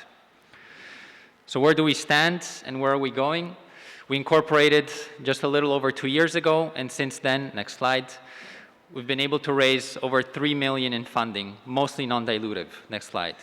This is funding that has enabled us to validate, advance the validation of the technology, show the safety of using this technology on embryos. Next slide. Very important results. But now we're raising a pre-Series A of $4 million to deliver the clinical MVP. Next slide. With that in hand, and the machine in the clinics will be ready for clinical validation with a target of delivering the first baby in 4 years max. Next slide. Plan is ambitious, but we have a great team to back it up. Myself and Marco were the co-founders, physicists and engineers by training, but full-time entrepreneurs. And the rest of the core team brings all the necessary skills from engineering all the way to embryology to make this a reality. And of course, we're backed also by a great team of advisors, including a Nobel Prize in our technical field, and also, as I mentioned before, the head of Stanford IVF to cover all questions relating to clinical matters. Next slide. So if you're interested in the ANAIDA opportunity for investment, please reach out, and I'll be here to take any questions. Thank you. Thank you very much, Gora. Great presentation. Excuse the technical problems, but I think you did very well. So I check very quickly with our jury. Do we have any questions? Okay, Georgina, please go ahead. Yes, thank you. Thank you very much for the presentation. I'm wondering if you can comment on competitor approaches, for example, the use of AI and image analysis on embryo assessment. Yes. So we're seeing a lot the rise of AI, of course, and we foresee this becoming an important part of our development as well, because we also produce new type of data, and the combination with existing type of data can only bring further advantages, that's for sure. The limitation we see with, let's say, the current AI offerings is that at the core, they're using the existing available data, which so far has more or less peaked at the success rates that we see now. So the novelty we're bringing is, say, a new angle, a new quantitative information that is not available simply through, say, combining the data differently. Okay, thank you very much for the question. Do we have more from the jury? Okay, from Panankes, Barbara, please go ahead. Yes, thank you for the presentation. Wanted to know if you have already tested in some way the efficacy of the device, if you have any model that you could use to test how the device is efficacious before going in human trials? So, so we've been moving through, let's say, tests of growing complexity. We started with microorganisms, then we moved on to human microtissues, where we could start doing groupings of good and bad. And recently, we tested the device on bovine embryos, again separated into different groups of, let's say, so-called good and bad embryos. And we chose the bovine because, interestingly enough, it's the closest model to human for this kind of application. And with the next round, we aim to go further and do trials where we also transfer the embryos. So for now, we could show that with the technology, we're able to discriminate between different embryo categories. The next step is to transfer the embryos and then do, let's say, correlation with the information that we gather. Okay, thank you. So if we can do one more quick question. Okay, we're checking if there are some. Okay, Apollonio Huerta, please go ahead. Yes, thank you. I think going on this last question, what are you using to then kind of classify these embryos into good or bad if ultimately what you're looking at is success rate after implantation? So have you done implants? So we have not done implants. So there are, let's say, different time points where you can, let's say, observe the so-called quality of the embryo. And even if you transfer, then it becomes, let's say, a long and a complex question. We took embryos that within the time frame that they can spend in vitro, were able to either develop fully or had some problems in development that could be observed via other techniques. So we would correlate with that. Yeah, the next step, of course, as you mentioned correctly, is we want the ultimate correlation with does it become a baby or not. But their success rate, as I mentioned, becomes a more complex topic. I mean, different clinics will claim 95% success, and this is just for getting a positive pregnancy test after 2 weeks. Some call a success the first trimester, some call a success second trimester, and very few will claim success in terms of babies born. But yeah, these numbers are less exciting to advertise. Okay, thank you very much. We need to stop here. Time is over. Thank you very much for the presentation and your answers. Thanks a lot for the questions as well. Thank you very much. If you want to meet Anaida and Gora, please now go to the Zoom chat, click on the link and schedule a meeting. We are happy to connect. And then we're moving forward to our next company, which is Cabri Medical from Ireland. And I hand it over to Fergal, who is already online. Hi, good afternoon. My name is Fergal, and I'm the founder of Capri Medical. And at Capri Medical, our mission is to enable or to eliminate the referral difficulty in chronic pain treatment. So today, chronic migraine is a big problem. Chronic migraine is when a patient has a migraine 15 days within a month, 15 migraine days. So it's a big problem for chronic migraine patients. And we also know that there's 144 million chronic migraine patients globally and 20 million new patients entering the healthcare system annually. The European Headache Federation, quote, neurostimulation is a promising but invasive and expensive device. New devices are needed.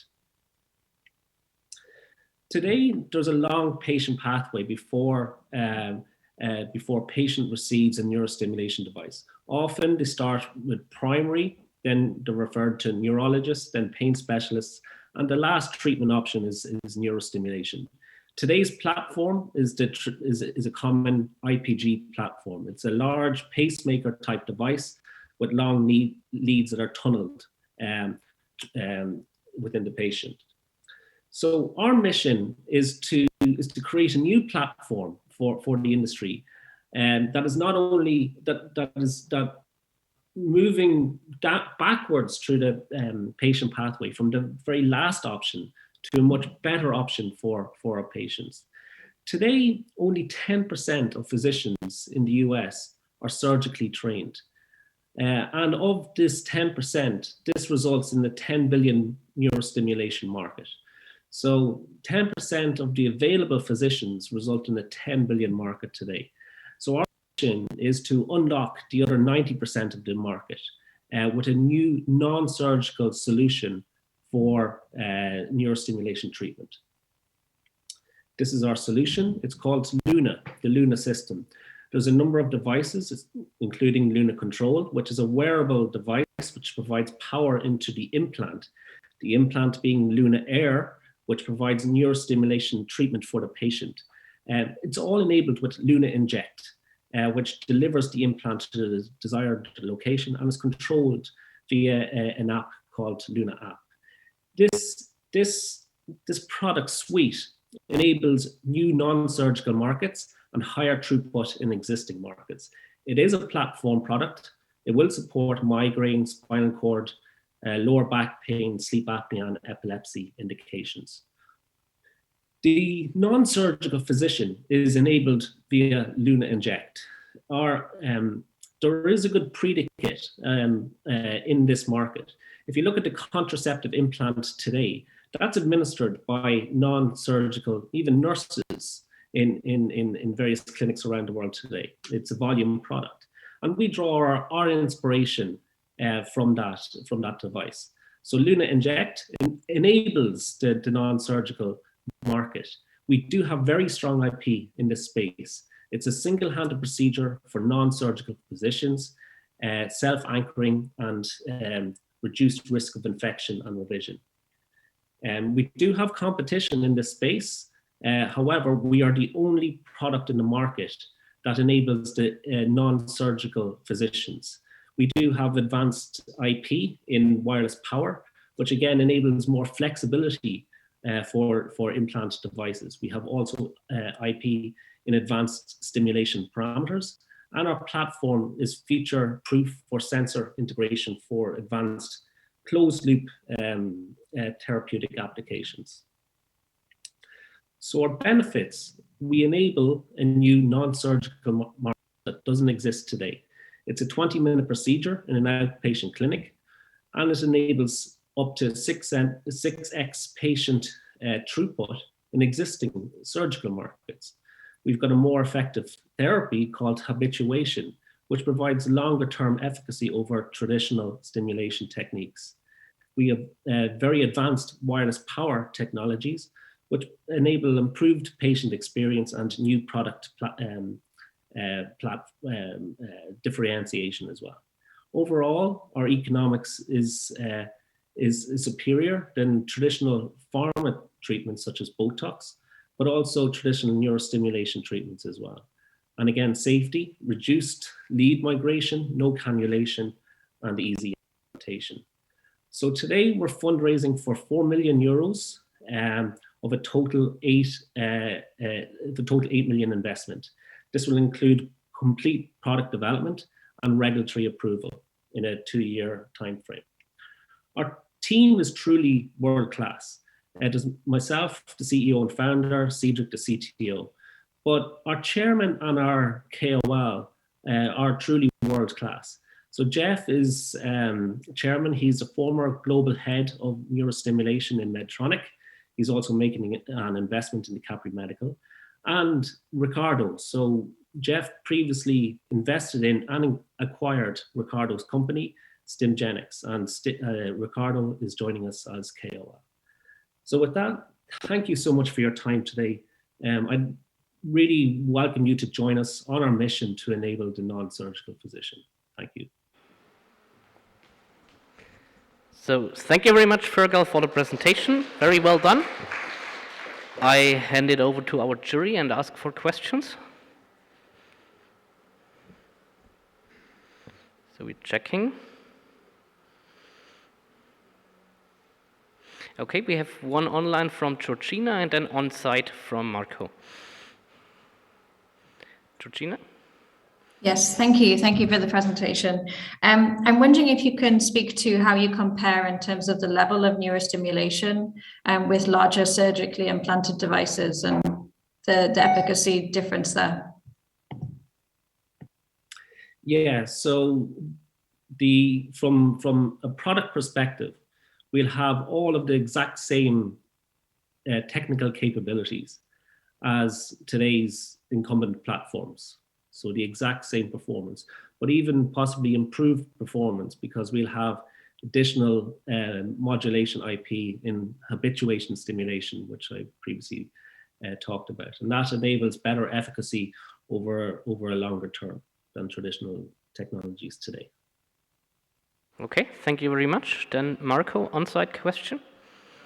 Concerning the clinical development, where are you now? Are you first in human already?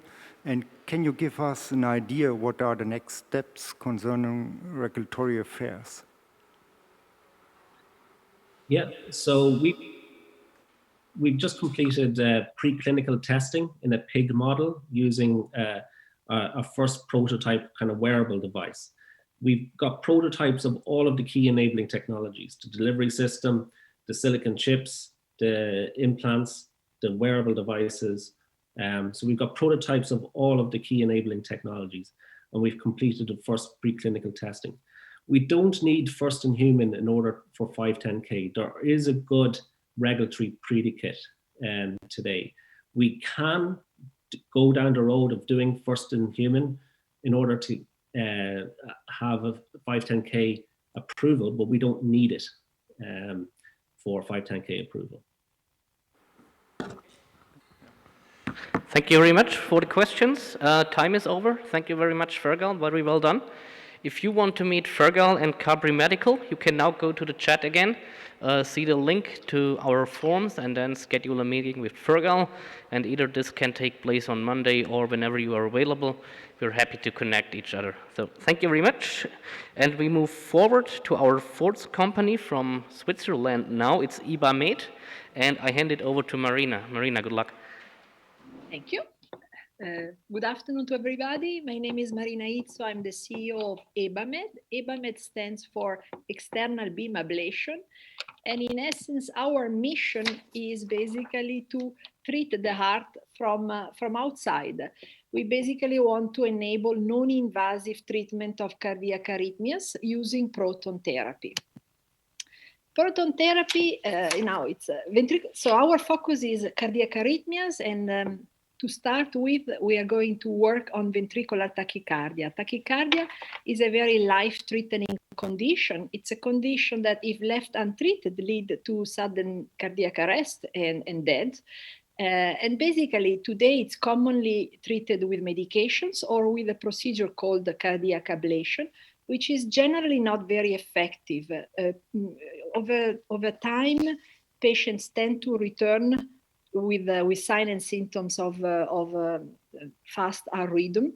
And this is because the procedure is using tools that were developed for different applications. So they're not really suitable for the thick ventricles. So they're not really able to stop the electrical signals that are causing the abnormal rhythm. The procedure is very complex, is very risky. Many patients are not even referred to these procedures. And so there is generally a need to develop a simple procedures that can create continuous transmural homogeneous lesion. So proton therapy, the proof of concept of this treatment already exists, has been well published by the Mayo Clinic in the United States. It's a treatment that is usually treated for cancer patients. And basically, it's a new therapy that may put the heart back into rhythm in just one very simple outpatient procedures. So what is the challenge with proton therapy? The challenge is that the heart is an organ that is moving, and its motion is very complex. It spreads all over the axis. So basically, what EBAMed is developing is a unique medical device that is addressing motion in all its own components. So whether the motion is caused by a respiratory pattern, or whether this is because of the contraction of the heartbeat, or whether this is because of organ drift, EBAMED has an ultrasound solution powered by artificial intelligence that is automatically collecting heart motion information in real time and is basically controlling the external beam through a gating interface that is uniquely offering a dual gating solution for both respiratory and cardiac motion.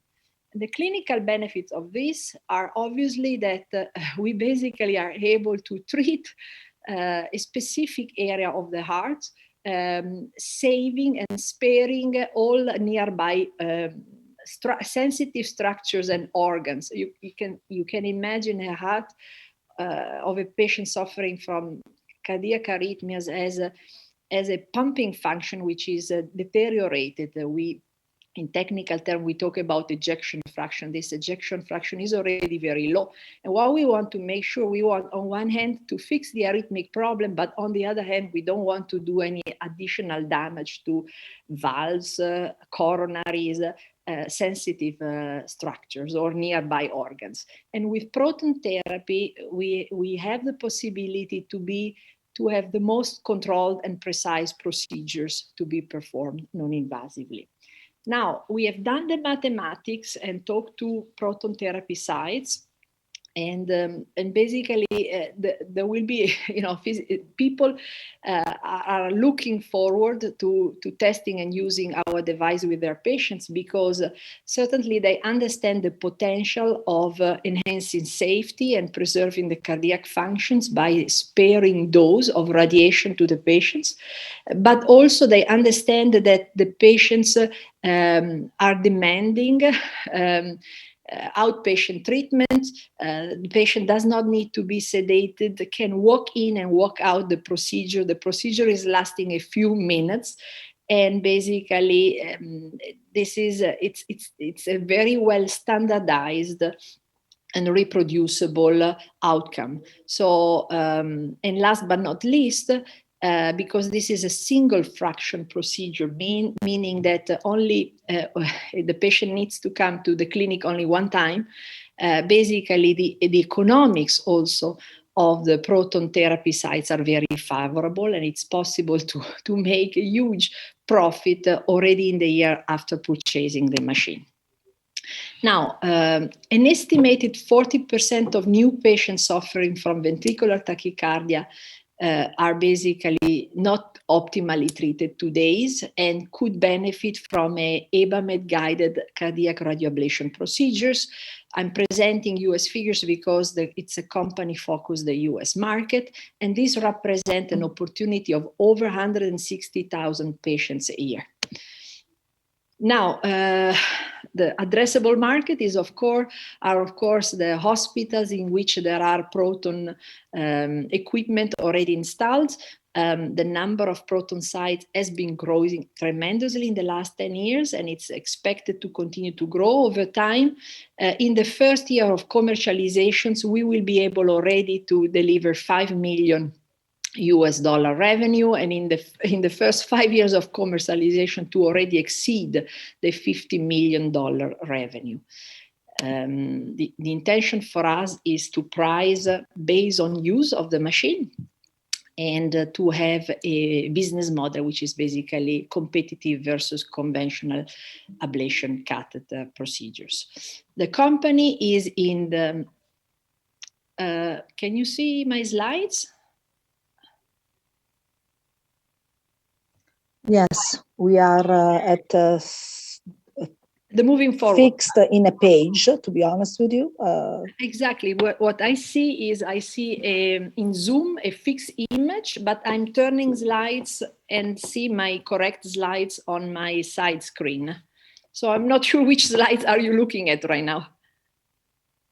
The solution is the proprietary CardioKit device to guide. Okay. Well, okay, I'm already 3 or 4 slides afterwards, so I'm sure that the technician will fix it anyhow. At this point, I want to say is that basically the company has already developed a well-functioning prototype and has already de-risked the projects with a number of engineering and clinical tests. We are now approaching the Series A fundraising, which is scheduled for March this year. Next year, sorry, 2022, we are looking for 7 million euros, of which 50% will be co-funded by the Innovation Council.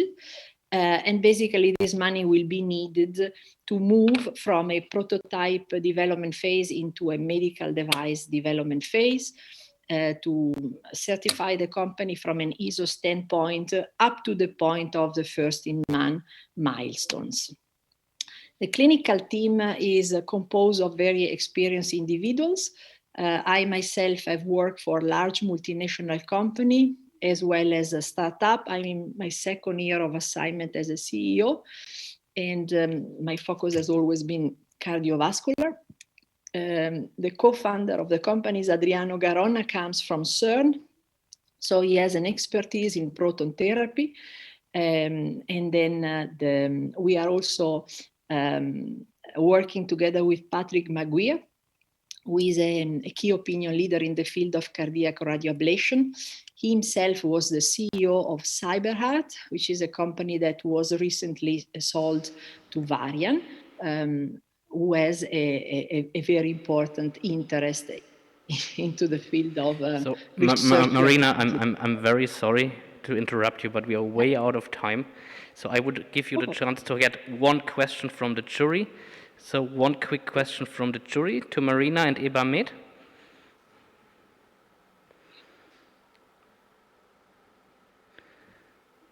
Okay, Barbara, please, very quick. Yes, Marina, hi. Look, can you just comment on who will be the call point for this technology and how would you like to, let's say, involve in some way the electrophysiologist that today is, the owner of these patients? Absolutely. So it's obviously these patients are owned by the electrophysiologist. So we certainly are working with them. Actually, the largest electrophysiological group in the United States, the UPenn University, the electrophysiological team has expressed a high interest in testing our technologies. Their role will be to refer these patients to their radio-oncological department. And then basically the delivery of the treatment will be finally also performed in collaboration with medical physicists. Okay, thank you very much, Marina, for the question. If you want to follow up with EBAMED and Marina, I ask you now to schedule meetings with the company. You can do this again via the form my colleague Marcia is sharing in the chat, or by sending an email to me later. So thank you very much, Marina, for the presentation. And we move over to our last presentation, which is an on-site presentation again. And I hand it over to Cedric from our Spectra. Perfect.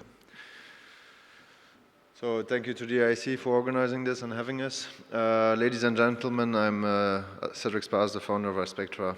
So our Spectra has been founded with a vision of using augmented reality solutions. We produce both hardware and software to improve the future procedures and success rates of surgeons and the eventual patient outcomes. Can we see the slides? Okay, I don't see slides there.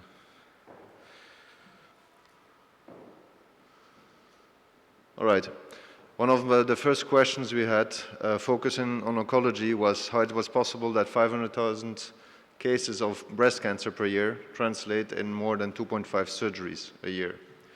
There's a high rate of reoccurrences of cancer, and that is how with augmented reality we will improve these, avoid this repetition of cancer reoccurrence. By using augmented reality in a very simple form, we change the way the visualization of intraoperative and preoperative data is placed in the field of view of the surgeon. We improve the accuracy in a very natural way by showing data on the target, and automatically also improve the time and the cost efficiency of the procedures. This eventually also always leads to better patient outcomes.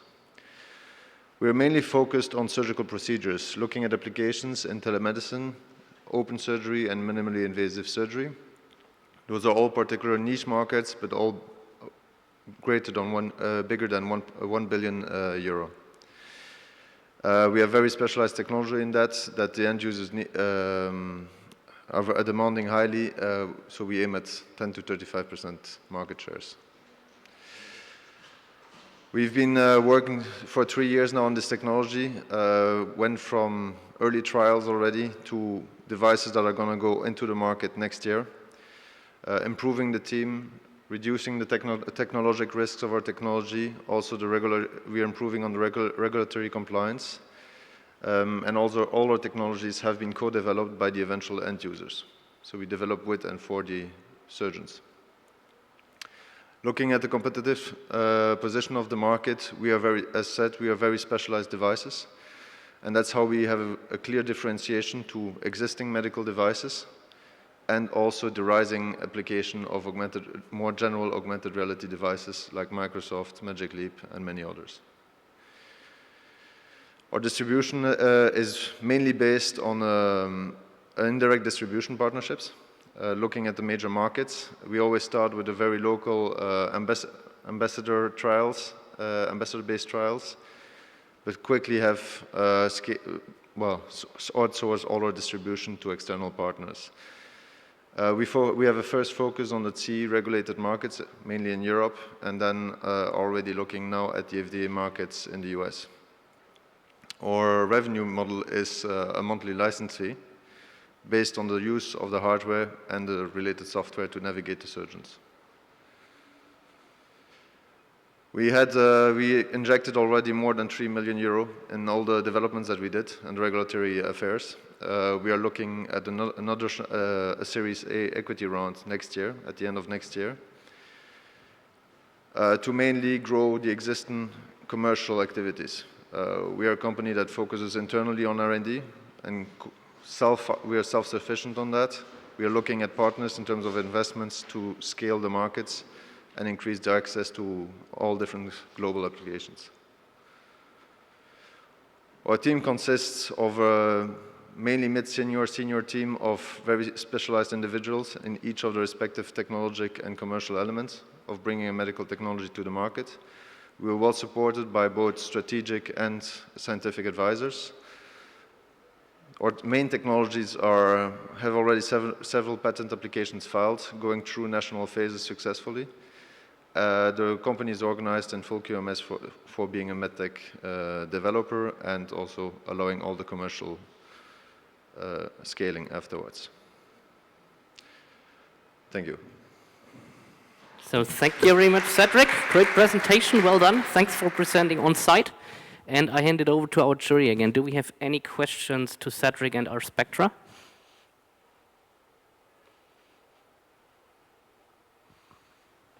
So we're checking.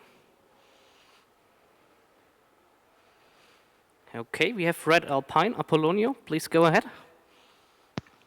Yes, hi. I was wondering how exactly the tech is going to be implemented in the surgical room, and how do you perceive, or how do you anticipate it to be kind of adapted by surgical staff? So the technology is standalone within an operation room. So it doesn't disturb any existing devices within the operation room, or nor does it disturb the actual action of the surgeons. They have all been developed with surgeons, so the whole procedure is basically based on getting the operation more efficient.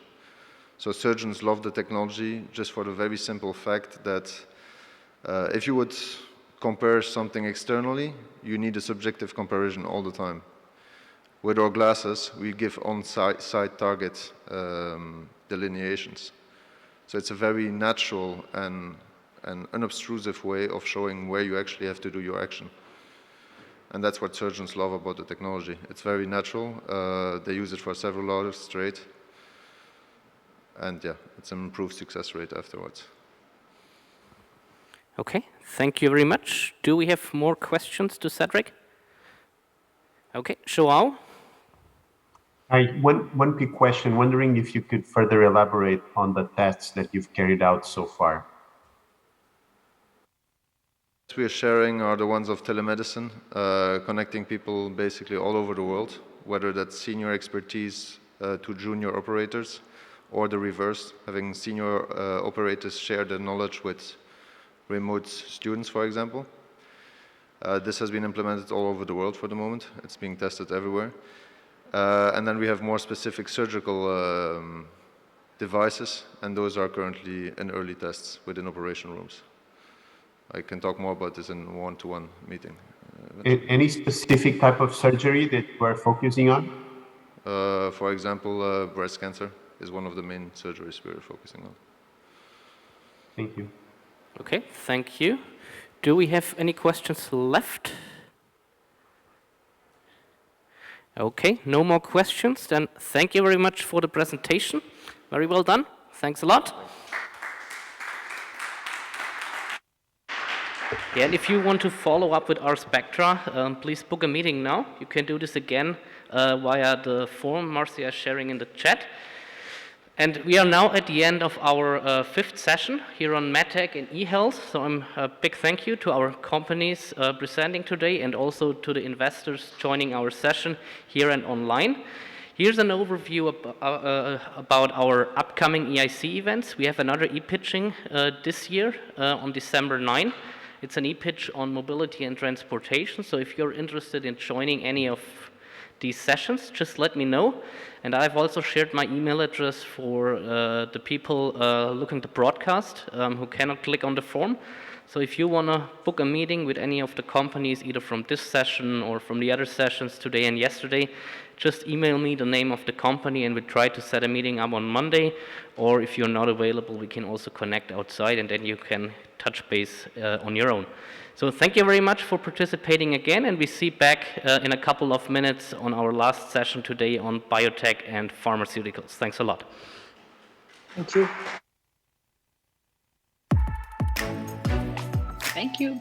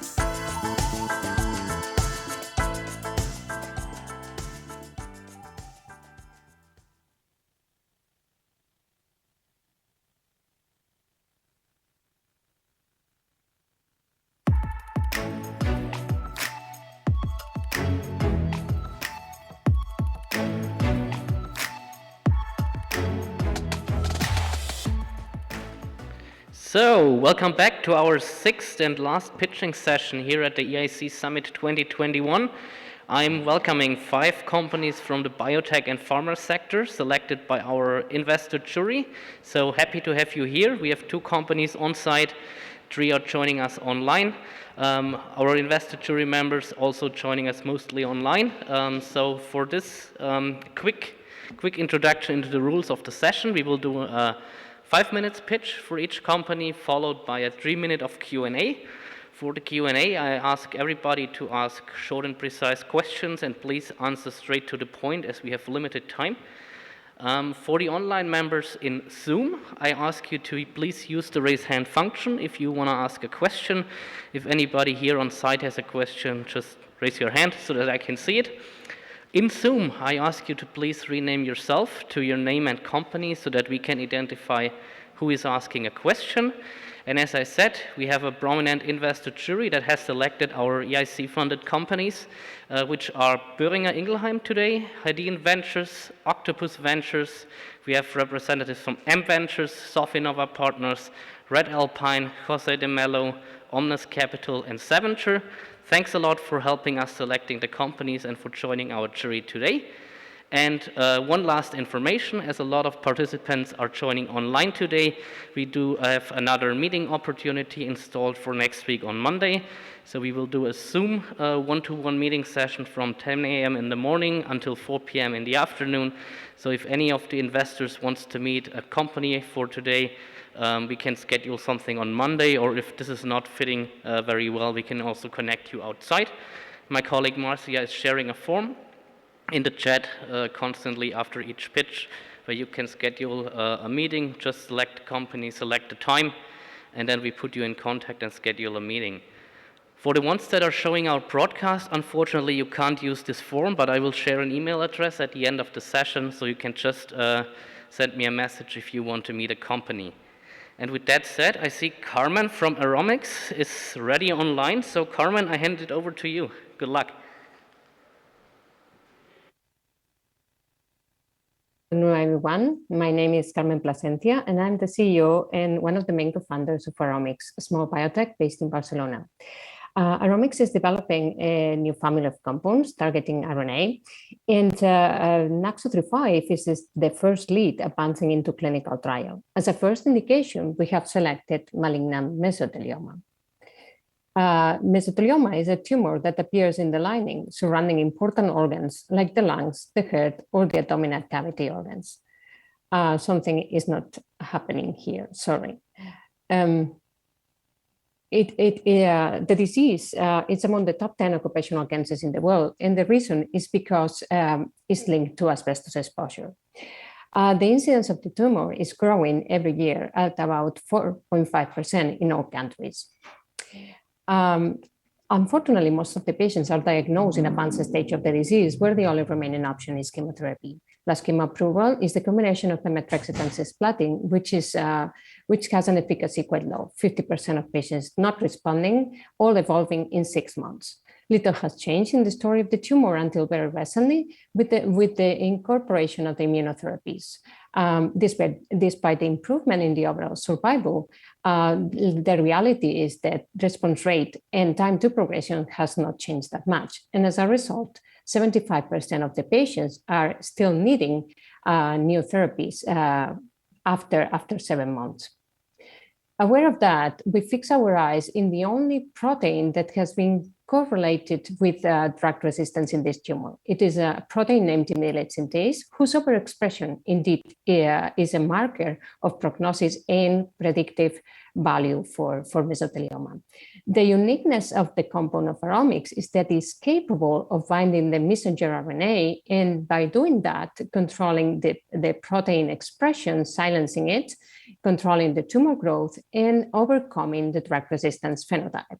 This technology has been granted with patents in Europe, US, and Japan, and has received the knowledge of key opinion leaders in the area. Okay, So with the support of the European Commission in 2018, we have been capable of completing the preclinical package of this compound, proving the efficacy, scalability in other tumors other than mesothelioma, the manufacture, pharmacology, safety, and toxicology, and we are now ready to move into clinical trials. A 4-year landscape and a total 8 million euros that will be used to two main milestones. First, achieving the safety in mesothelioma patients, which will allow us to get the dose that we will use later on in the phase 2. At the time of the efficacy trial in phase 2, we aim to include other patients other than mesothelioma to be selected among the ones where the company already have preclinical data in. This will lower the risk and increases our chances of success with this compound. At the end of the phase 2, we foresee the first exit scenario for this compound by arriving to a deal with the pharma industry. Indeed, small molecules targeting RNA are a hot topic right now for pharma industry if we take into account the deals that has been running out over the last 2 years. In this market, Aromics is well positioned with a family of compounds advancing in preclinical and now NAXO35 for the first time crossing to clinical trials. Last but not least is the team behind Aromics, which is still composed by the main two co-founders of the company. Myself, with experience in the oncology area, and particularly drug resistance, and Mr. Narcís Clavell, with experience as a financial officer and business development, particularly in disruptive technologies that went to come to the market. We are accompanied by an advisory board composed of veterans coming from the pharma industry that have long track record on bringing oncology products to the market and that are committed to make of this project a real success. We hope you join us in this journey and help us to go further and bring NAXO35 a reality for mesothelioma patients. Thank you very much. So thank you very much, Carmen. Great presentation again. I'm sorry because of my problems with the computer. No worries at all, Carmen. I'm now asking our jury members, do we have any questions to Carmen and Aromics? Okay, we're checking.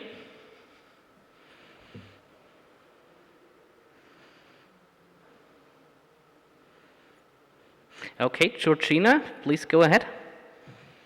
Yes, I'm wondering, thank you for the presentation. I'm wondering if you could expand a little bit on the target. So I understand you're targeting thymidylate synthase. Obviously, there have been other well-known approaches, for example, with 5-FU. So can you please expand the differentiation there? Sure, very, very simple. We are not targeting the protein. Actually, what we are targeting is the messenger RNA. So basically, we target a specific regulatory element in the 5N of this mRNA. And when we do that, we silence the expression. This is very useful, for example, when you treat patients with pemetrexed or 5-FU targeting the protein. One of the main problems these patients have is actually the resistance that is linked to the overexpression of the protein. So basically, we are opening up a new possibility for these patients by silencing the protein expression. Okay, thank you very much. Do we have more questions? Okay, Anta from Sovinova. Hi, thank you. Great presentation. I'm just not very clear on the delivery here. Can you expand a bit on your distribution and delivery method? Okay, this is a small molecule. Is a compound. So basically, it's given intravenously right now. In principle, the first clinical trial will be as a monotherapy. So in mesothelioma patients, a 3+3 scaling trial. So and the viability is just like a regular chemical compound. We are not talking of small interfering RNAs or oligonucleotides. We are talking of a chemical compound. Okay, thank you very much. We have time for one more.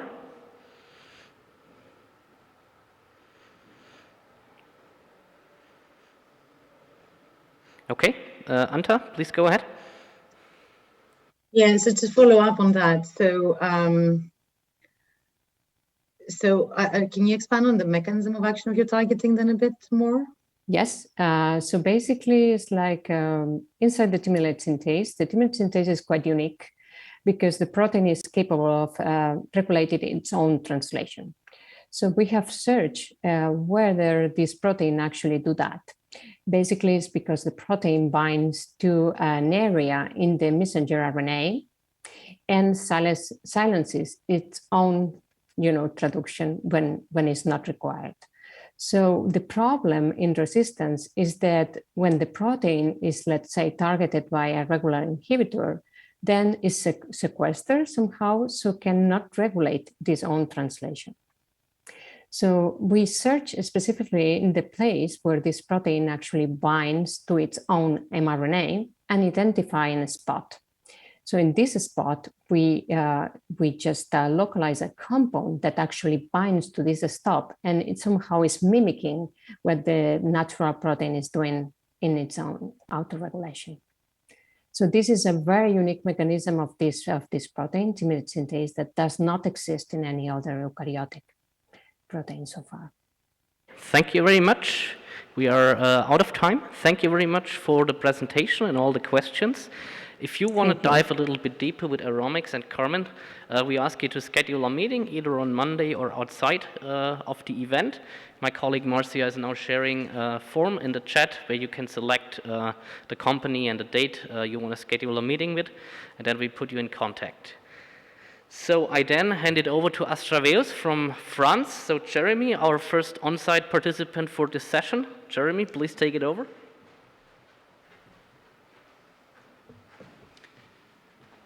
Ready to start? So hello everybody, I'm Jeremy Laurent, the founder and CEO of Astraveus. I'm here to present you an opportunity to invest in the medicine of tomorrow.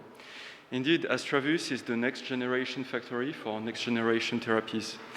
Our goal is to make effective, innovative therapies in an accessible and profitable way. So the challenge we are addressing is a well-known one. Innovative therapies such as CAR T cells are life-saving. Yet, if you are unfortunate enough to get a cancer or to have a child with a genetic disease, you may well be in a situation where an effective therapy exists, but you don't have access to it. And the core of the problem is the manufacturing of these personalized living drugs. They consume precious resources to be made in large quantities, which is why we make too little of those therapies and they cost too much. We think the way to solve this problem is analogous to what was done in the field of biomedical analysis. That is to say, miniaturize, automate, and digitalize. And we do so with our breakthrough technology called Lachesis. Lachesis is the world's first microfluidic and automated cell factory. It covers the entire manufacturing process of gene-modified cell therapies as well as their quality control. And now let me show you what it changes with the example of CAR T therapy. So as you may know, in a CAR T therapy, we isolate white blood cells from the patient. We genetically engineer them before re-injecting to the patient. The genetic engineering with the CAR receptor allows to direct the natural T cell cytotoxicity at the cancer cells to eliminate them and in this way get rid of the tumor. Now, in comparison with the process of CAR T therapy today, our solution allows for a shorter and miniaturized process. In our case, everything happens in the book-sized microfluidic bioprocessor, which you see on the top left of the slide. The process is brought from 14 days to 3, and overall we manipulate about 20 times less material. Then, when you scale the therapy to treat multiple patients, instead of using a number of instruments and facility floor space in proportion to the number of patients treated, everything happens, in our case, in a single piece of equipment. In this way, we are able to save 30 times in facility floor space, to use 10 times less equipment and half the staff. With all those factors combined, we have a 10-fold cost reduction and a 30-fold throughput increase. And it is important to note that this is valid not only for the development of not only for the clinical manufacturing, but also for the development of these therapies. and it is the core of our value proposition. And Lachesis is real. About a year ago, we have completed its alpha prototype, and we have been able to validate the steps of CAR-T manufacturing. You have data showing the high performance that we achieve for the key steps, which are the genetic engineering and the cell sorting. Now, if we look at the competition, integrated bioreactors, which I illustrated in the slide, but the other solutions as well, we stand out with the lowest cost and the highest throughput. And it is for this reason that our solution is better, both for therapy development and for the scaling of their manufacture. We exploit our high throughput capabilities in a co-development business model scheme, from clinical trials to their market approval, where we share the exploitation revenues. We may also sell therapy rights along the way, and in both cases, we will keep the clinical manufacturing, which creates a recurrent revenue. We have a pilot project, which is on anti-CD19 CAR-T therapy. It is an established type of CAR-T therapy in B-cell malignancies with proven efficacy and established safety. We take advantage of a freedom to operate opportunity in this field to develop this CAR-T with two partners, the Meharry Center and an INSERM unit. They complete us with clinical trial and GMP manufacturing capabilities. Now we are looking for a 10 million euros investment to complete a recently secured 2.3 million euros grant. This money will be used for the preclinical development of our pilot CAR-T, bringing our company to the clinical stage and particularly validating the GMP manufacturing and the in vivo performance. We think that this will be a major value-creating milestone to raise significantly larger funding, allowing us to initiate clinical trials as well as to expand our activities to other applications and regions. In this way, we are creating major assets in therapy development and large-scale, low-cost manufacturing that will generate attractive options for exit in terms of IPO or acquisition. And last but not least, here is the team that will transform your investment into success. We are a team with a complete set of managerial and technical expertise, and we are completed by a set of advisors with some of the best experts in their respective fields, covering all the aspects of our project. I thank you for your attention, and I welcome your questions. Thank you very much, Jeremy. Very well done. Great presentation. Thank you. And I ask our jury again, do we have any questions for Jeremy and Astraveus?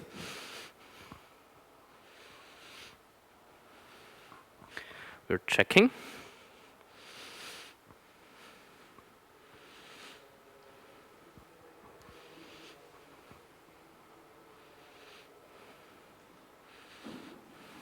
Okay, Anta, please go ahead. Hi, Ada Sofinova.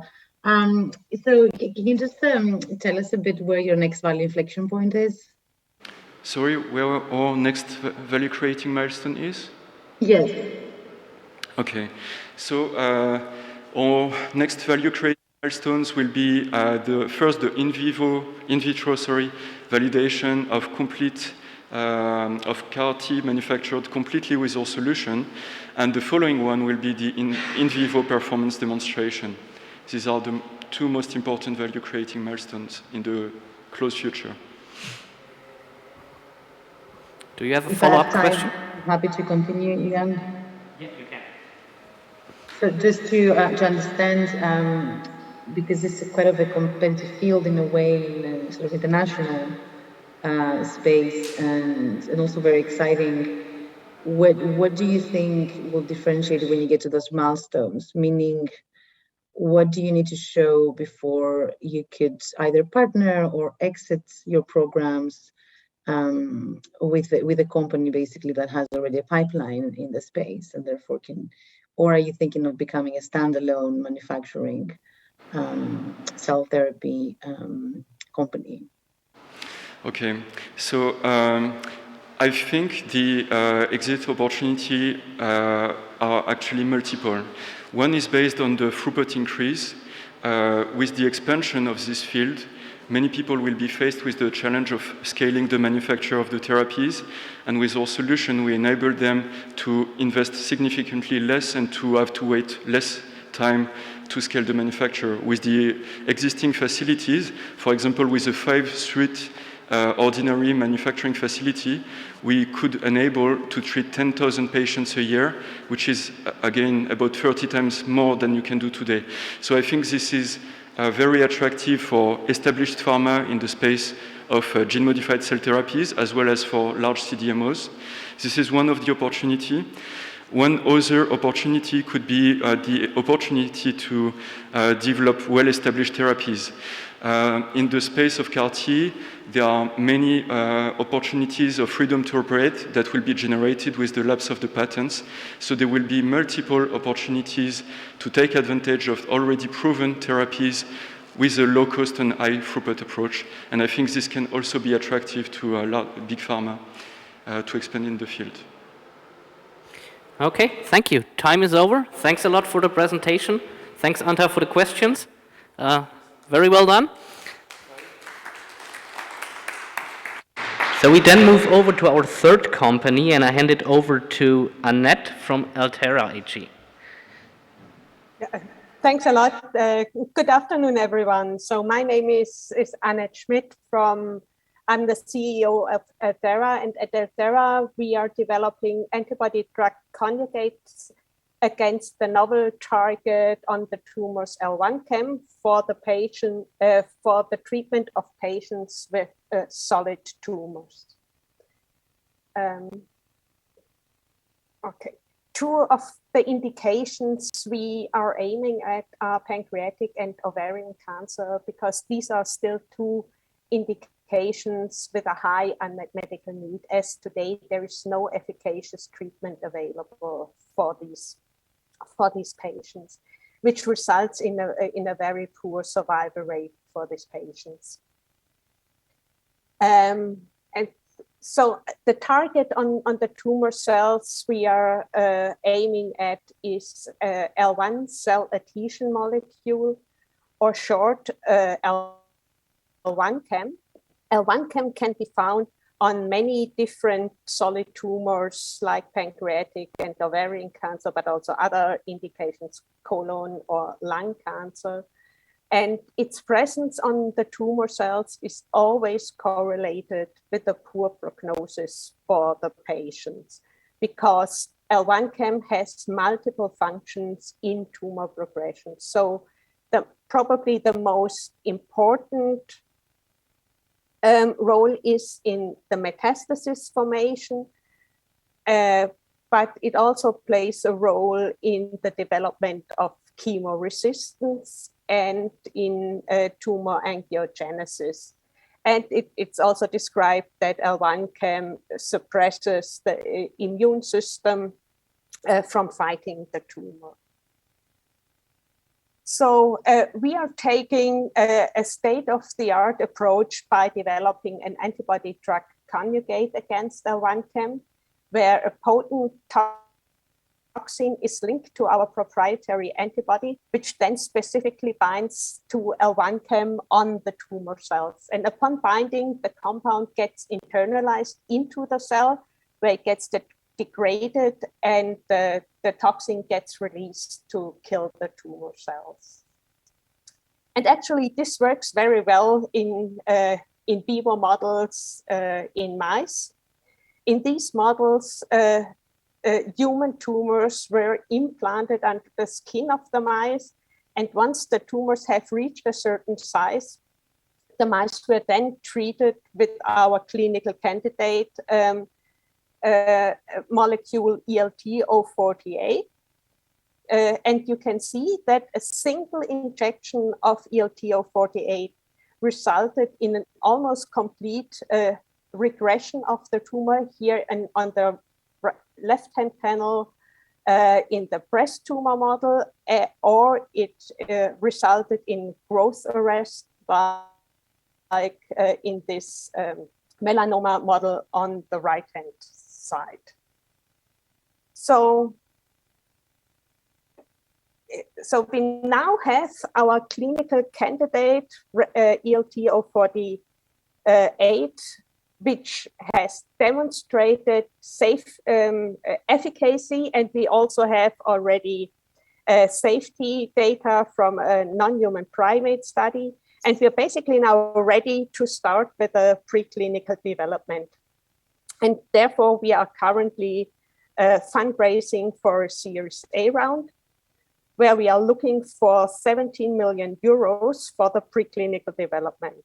Here, we will manufacture the clinical supply material and generate the data like the GLP safety study in monkeys that are required to start the clinical trials. We will be ready to file the clinical trial application by end of 2023, and we will then need an additional 23 million for the conduct of the clinical study, which will bring us to a clinical proof of concept by the end of 2025.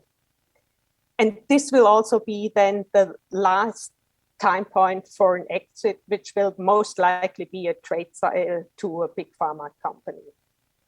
And last but not least, we are a very experienced team of pharma and biotech professionals that together with our board, we have more than 100 years of experience in bringing biologics from research into development and also further to the market. With this, I like to close my, my pitch, and I'm happy to take your questions. Thank you very much, Anne, for the presentation. Perfect timing, by the way. I'm asking our jury, do we have any questions to Anne and Altera?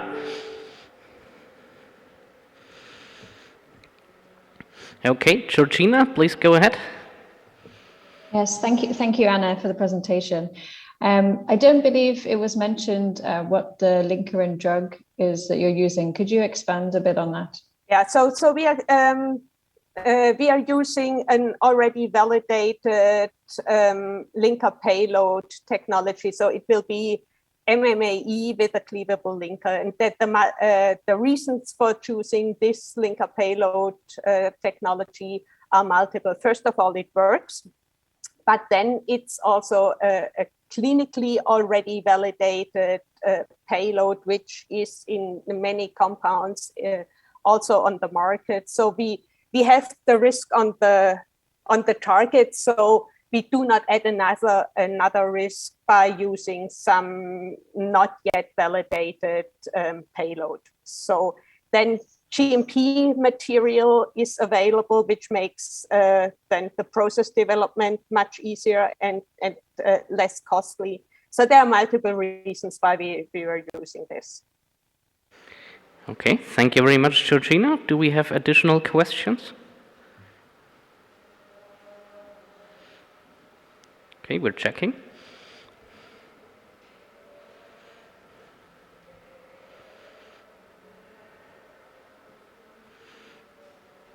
Okay, no more questions at this time, Anne.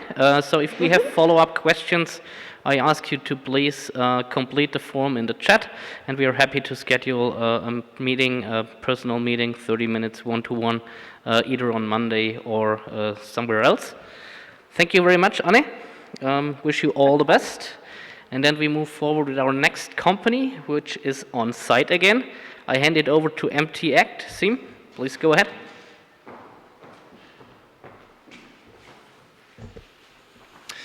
So, thank you very much. I'm Sim van der Laan, CEO of MTAct, and I'm happy to be here today to present what we relentlessly do at MTAct to improve management of heart failure. So heart failure is characterized by high mortality and multiple hospitalization.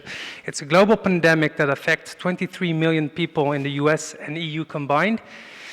The related expenditure to heart failure are considerable, and in the US only, it's about $70 billion per year.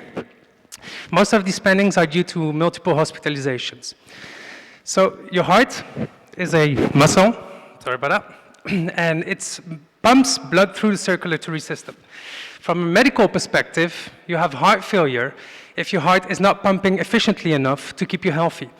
If you have systolic heart failure, it means the outflow from your heart is impaired. If you have diastolic heart failure, it means the filling is insufficient of your heart. Various medications exist to alleviate the symptoms in systolic heart failure. However, cardiologists face limited treatment options for diastolic heart failure. Our therapeutic innovation holds the promise to actually reduce hospitalization and improve quality of life of patients. It's a first-in-class API formulated for oral administration, and it will restore major cardiac defects. The market volume is estimated to be $6 billion per year, with a stunning 90% compound annual growth rate, and this is largely due to the aging of the population. So we have this unique feature to be directly acting at a root of the pathology, which is heart rigidity. It improves heart relaxation without affecting calcium cycling, which is a critical factor. So the founders of the company have been contributing to the identification of the therapeutic target called vasohibin. Vasohibin is an enzyme, and this has been the result of a long-lasting quest that lasted 40 years, and that was finally got published in the authoritative journal Science. Based on our knowledge, a research group from the University of Pennsylvania demonstrated that reducing the therapeutic target, the activity of the therapeutic target by a genetic approach in failing human cardiomyocytes that have been extracted from heart transplants patients restored a stunning 90% of the cardiac defects. So, with this knowledge, we treated with our specific and efficient potent lead compound a prodrug molecule, failing cardiomyocyte, and alike restored the cardiac defects. Administration to animals showed a very good tolerability, and target engagement was confirmed by immunohistochemical detection. Since the beginning and since the identification of the enzyme, the team carefully, up to now, protected their assets, or the company's assets, by patent protection. We've reached this major milestone, the proof of concept with our specific compound in failing human cardiomyocytes, mostly funding with personal loans, highly competitive grants, and financial instruments. We now seek a €6.5 million equity funding to close a financing round of €6.5 million. This will allow us to lead the program forward, to accelerate the technical development, and reach the IND approval, registration. We aim to move forward up to phase 2 clinical trial with the specific funding. So the money or the funding will also allow us to expand our A team, which is composed of business professionals and experts in the biology of the target. We are advised by key opinion leaders, including key opinion leaders from the pharma industry, from chemistry and cardiology. And most of all, we have on board Dr. Benjamin Prosser, who's the Associate Director of the Pennsylvania Muscle Institute. To execute our program, we have now reached all the contracts and set up the key strategic partners and move forward towards developing the preclinical roadmap. With this, I would like to thank our partners, including the European Union and the BPI, and most of all, join us on this journey to improve management of heart failure in diastolic heart failures. Thank you very much for your attention. Thank you very much, Siim. Very great presentation. Thanks a lot. And again, the question to our jury. Do we have any questions? Okay, Joao, please go ahead. Hi, thanks. Great pitch. 2 questions. The first one, I believe you mentioned that you have raised 1.6 million so far. It seemed like it was all public money. Do you have any private investors yet? Second question, what are the next steps? It wasn't quite sure where you're heading next. Yes, thanks for both those questions. So we did raise most of non-public public funding, so non-dilutive funding, and we have on board the local TTO. So this also brought in some capital, and the next step is to actually move forward with the lead optimization and get us with a selection of the preclinical candidate.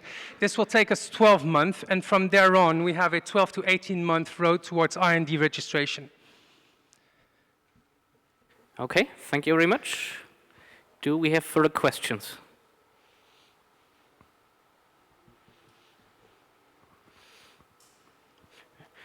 Okay, Anta. Hi, thank you. It's Ada from Sofinova Partners. Can you expand a bit on the patient population you will be treating and at what stages of disease? So this is the patient we're looking at are patients that are waiting or at the end of their treatment. So class 4, typically class 4, class 3 people suffering from heart failures. So what we think is that our first-in-class API will improve relaxation of the heart and will manage to reduce the classification of those patients. The classification of the patients we're hitting now are diastolic heart failure, so most of them are already been hospitalized, and during their first hospitalization should potentially be treated with a novel treatment that improves relaxation of the heart muscle. Okay, Anta, question solved? Yeah, please go ahead. Sorry. So how long will your clinical trial be then, if you're measuring clinical outcomes? So depending on the clinical trial, of the phase of the clinical trial, but we have a very good benchmark, which is the recent development of mavacatem, which has been done by Myocardium, which was acquired by BMS. But they have a timeline over 6 years of the whole clinical stage, the whole clinical phase. Okay, thank you very much. We conclude on that. Thanks a lot for your presentation. Very well done. So if you want to follow up with MTACT and SEAM, please now see the chat and you can click on the form, schedule a meeting with them, and we're happy to connect our investors with MTACT and SEAM. We're then moving forward to our last company here at the EIC Summit pitching session, which is Remedy Biologics Limited in Ireland. And I see, Daniel, you're online, so please take it over from here. Thanks very much. So good afternoon, everybody. My name is Dan Crowley. I'm CEO and co-founder of Remedy Bio. We're a Dublin, Ireland-based biotech platform company with the goal to create transformative new immunotherapies for serious diseases. At Remedy, our work is really based on one thought, which is, what if you could build a search engine for immune biology? One where instead of searching data, we're searching actual biology so that we can search for specific immunotherapies, map how disease and immune biology interact, and also output data linking those functions with patient phenotype and multi-omics data. With our platform, we can explore 10 million or more single cells on just one chip, allowing us to easily map up to 100 million or even 1 billion cells per biosample. So with our nanoreactor technology, we can start to think about previously, really difficult endeavors to understand biology. So for example, we can now start to search for every cell in a tumor and examine every cell in a tumor to look at every immune cell in a biosample, and to search for the very, very rare and powerful immunotherapies that are, very often 1 in a billion. As we do this, and we search through these, very, very large, amounts of single cell biology, we see this as a very powerful way to map the immune interactome. So, and it also enables us to create a discovery asset, which we think we can partner with pharma and biotech in a very powerful way to co-discover new candidates for diseases that are outside of our proprietary programs. So let's talk for a sec about how it works. Essentially, our platform, a nanoreactor, is a mass-scale biological search engine. You can think of it a bit like a Google for cells, which enables us to look at millions or billions of individual cells at a time. It works by capturing millions of single cells in their own individualized nanoliter volume capillaries. And our platform can then interrogate those huge numbers of live cells in parallel, millions at a time. We've already built 2 significant therapeutic discovery programs, one in infectious disease and antibody discovery, which is generously supported by the EIC. The second is in immuno-oncology, working with Trinity St. James's Hospital, the leading cancer hospital here in Ireland, and other great partners. That program aims to use our platform in a clinical workflow to select the most powerful tumor-killing cells in solid cancers. Our oncology program is on track to include over 150 patients in the next year, meaning the initial data we're building is very, very rich indeed. So to give you a picture of how the platform is used, I'll take an example from our SARS-CoV-2 studies. Our platform allows us to search for those cells that bind and neutralize against every variant of the disease that we can test for. But importantly, we can also select for other functional characteristics. For example, we can look for antibodies which are targeted more powerfully toward 1 or 2 variants only, or which bind non-RBD targets, for example. So effectively what we're doing is building a map of the immunobiology in question against many scenarios all in one experiment. That example is from viral disease, but the same approach is what we use in oncology and autoimmune disorders. We're mapping the disease immune interaction, millions of cells at a time, and selecting for that biology with the most powerful therapeutic properties. Our business strategy is built on 3 progressive business models. We're starting with, and I've seen really good early traction in building discovery collaborations with biotech and pharma groups for antibody and cell therapy discovery. This allows us great validation of our platform and also, importantly, opens up the potential for much larger discovery collaborations in the relatively near future. We want to build on that to develop our own proprietary assets, in particular by using our preclinical work to build a huge single-cell digital biobank for identifying new targets and therapies. And in time, we see the potential to embed our platform directly into clinical workflows, allowing for robust precision immunotherapies to be tailored patient by patient in cancer and autoimmune disorders in particular. We're targeting a Series A within the next 12 months in the region of 25 million. Now, the purpose of our Series A is to get to early first in human with at least 2 disease indications and prepare for regulatory work. Additionally, we see the potential to build big revenue-generating discovery collaborations with pharma and biotech partners. Our team is highly experienced. I've been commercializing scientific advances for over 25 years, previously leading a significant medical genomics company, which was acquired in 2018.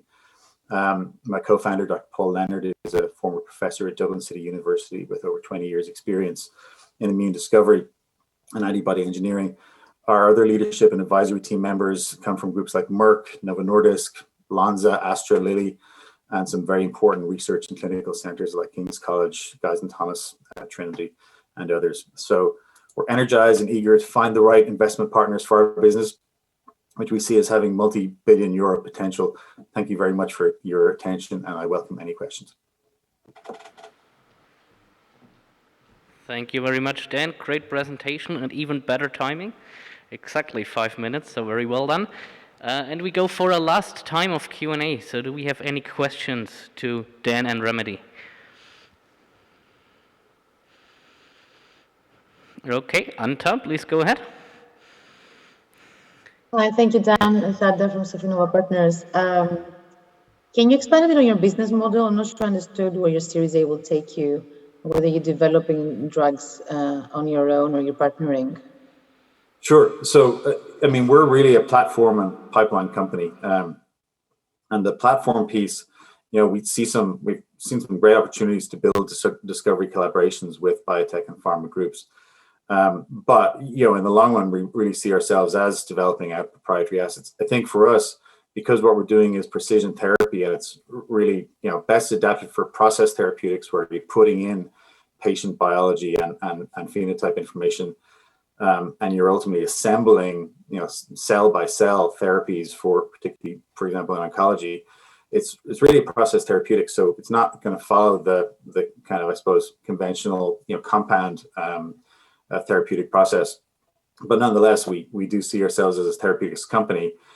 So, we'd see ourselves as being, in line with cell therapy and cell manufacturing efforts. So, we'd certainly need to take that through a regulatory process, and getting ready for that is one of the main purposes of our Series A. Okay, thank you very much. Do we have additional questions?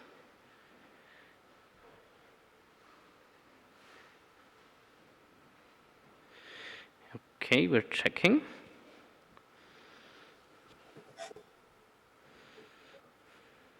Okay, Anta, it's yours. Just to follow up a bit, so your current programs, where are you going to take them with the Series A? So there's, you can think about our two current big programs as, really antibody discovery and a new kind of TIL therapy, tumor infiltrating lymphocyte therapy. In our Series A, more specifically, we see the opportunity to combine those together to do an integrated immuno-oncology program looking at both T-cell and B-cell biology, all from the same patient sample. And that's part of the power of our platform, is you can look at all different kinds of immune biology and how that interacts with disease. So we think that the first indications that we're going to be ready for are going to be a new and advanced kind of TIL therapy that is using both T and B cells to treat patients in much more effective ways. Okay, thank you very much. Time is over, Dan. Thanks a lot for answering the questions and for your presentation. Very well done. If you want to meet Dan and Remedy, please see the form in the chat now, so you can book additional meetings. You also see now here an overview of the next EIC pitching events. We have one more this year, 2021, December 9. It's an e-pitch on mobility and transportation, and we have already scheduled a lot more into 2022. So if you want to attend any of these events, just let us know. Just send me an email and I will put you on the invitation list. Also, one-to-one meetings, very important for the companies. Unfortunately, often not possible to have it here today because a lot of people are online. For this reason, we offer an additional opportunity next week on Monday to book 30 minutes private Zoom meetings with the company you're interested in. You see the form in the chat, but some of you are also watching the broadcast and you can't click on that link. So in this case, just send me an email and we are happy to schedule a meeting either on Monday, or if you're not available, we put you in contact with the companies, and then we hope that the companies and the investors had a lot of bilateral meetings, hopefully leading to some very good funding rounds. We are at the end, not only of this session, but also of the last pitching session here at the EIC Summit. I want to thank you all, especially to our companies and investors, for making this possible, for attending here on site, but also online, for selecting the companies, for spending time on it, but also to the other people here that made it possible, the EIC, the technical support from the guys outside here, my team from Jura, who did a great job, I think, especially Marcia, taking care of the companies and the chat. So thanks a lot, take care of you, and we are looking forward to see your success. Thanks a lot.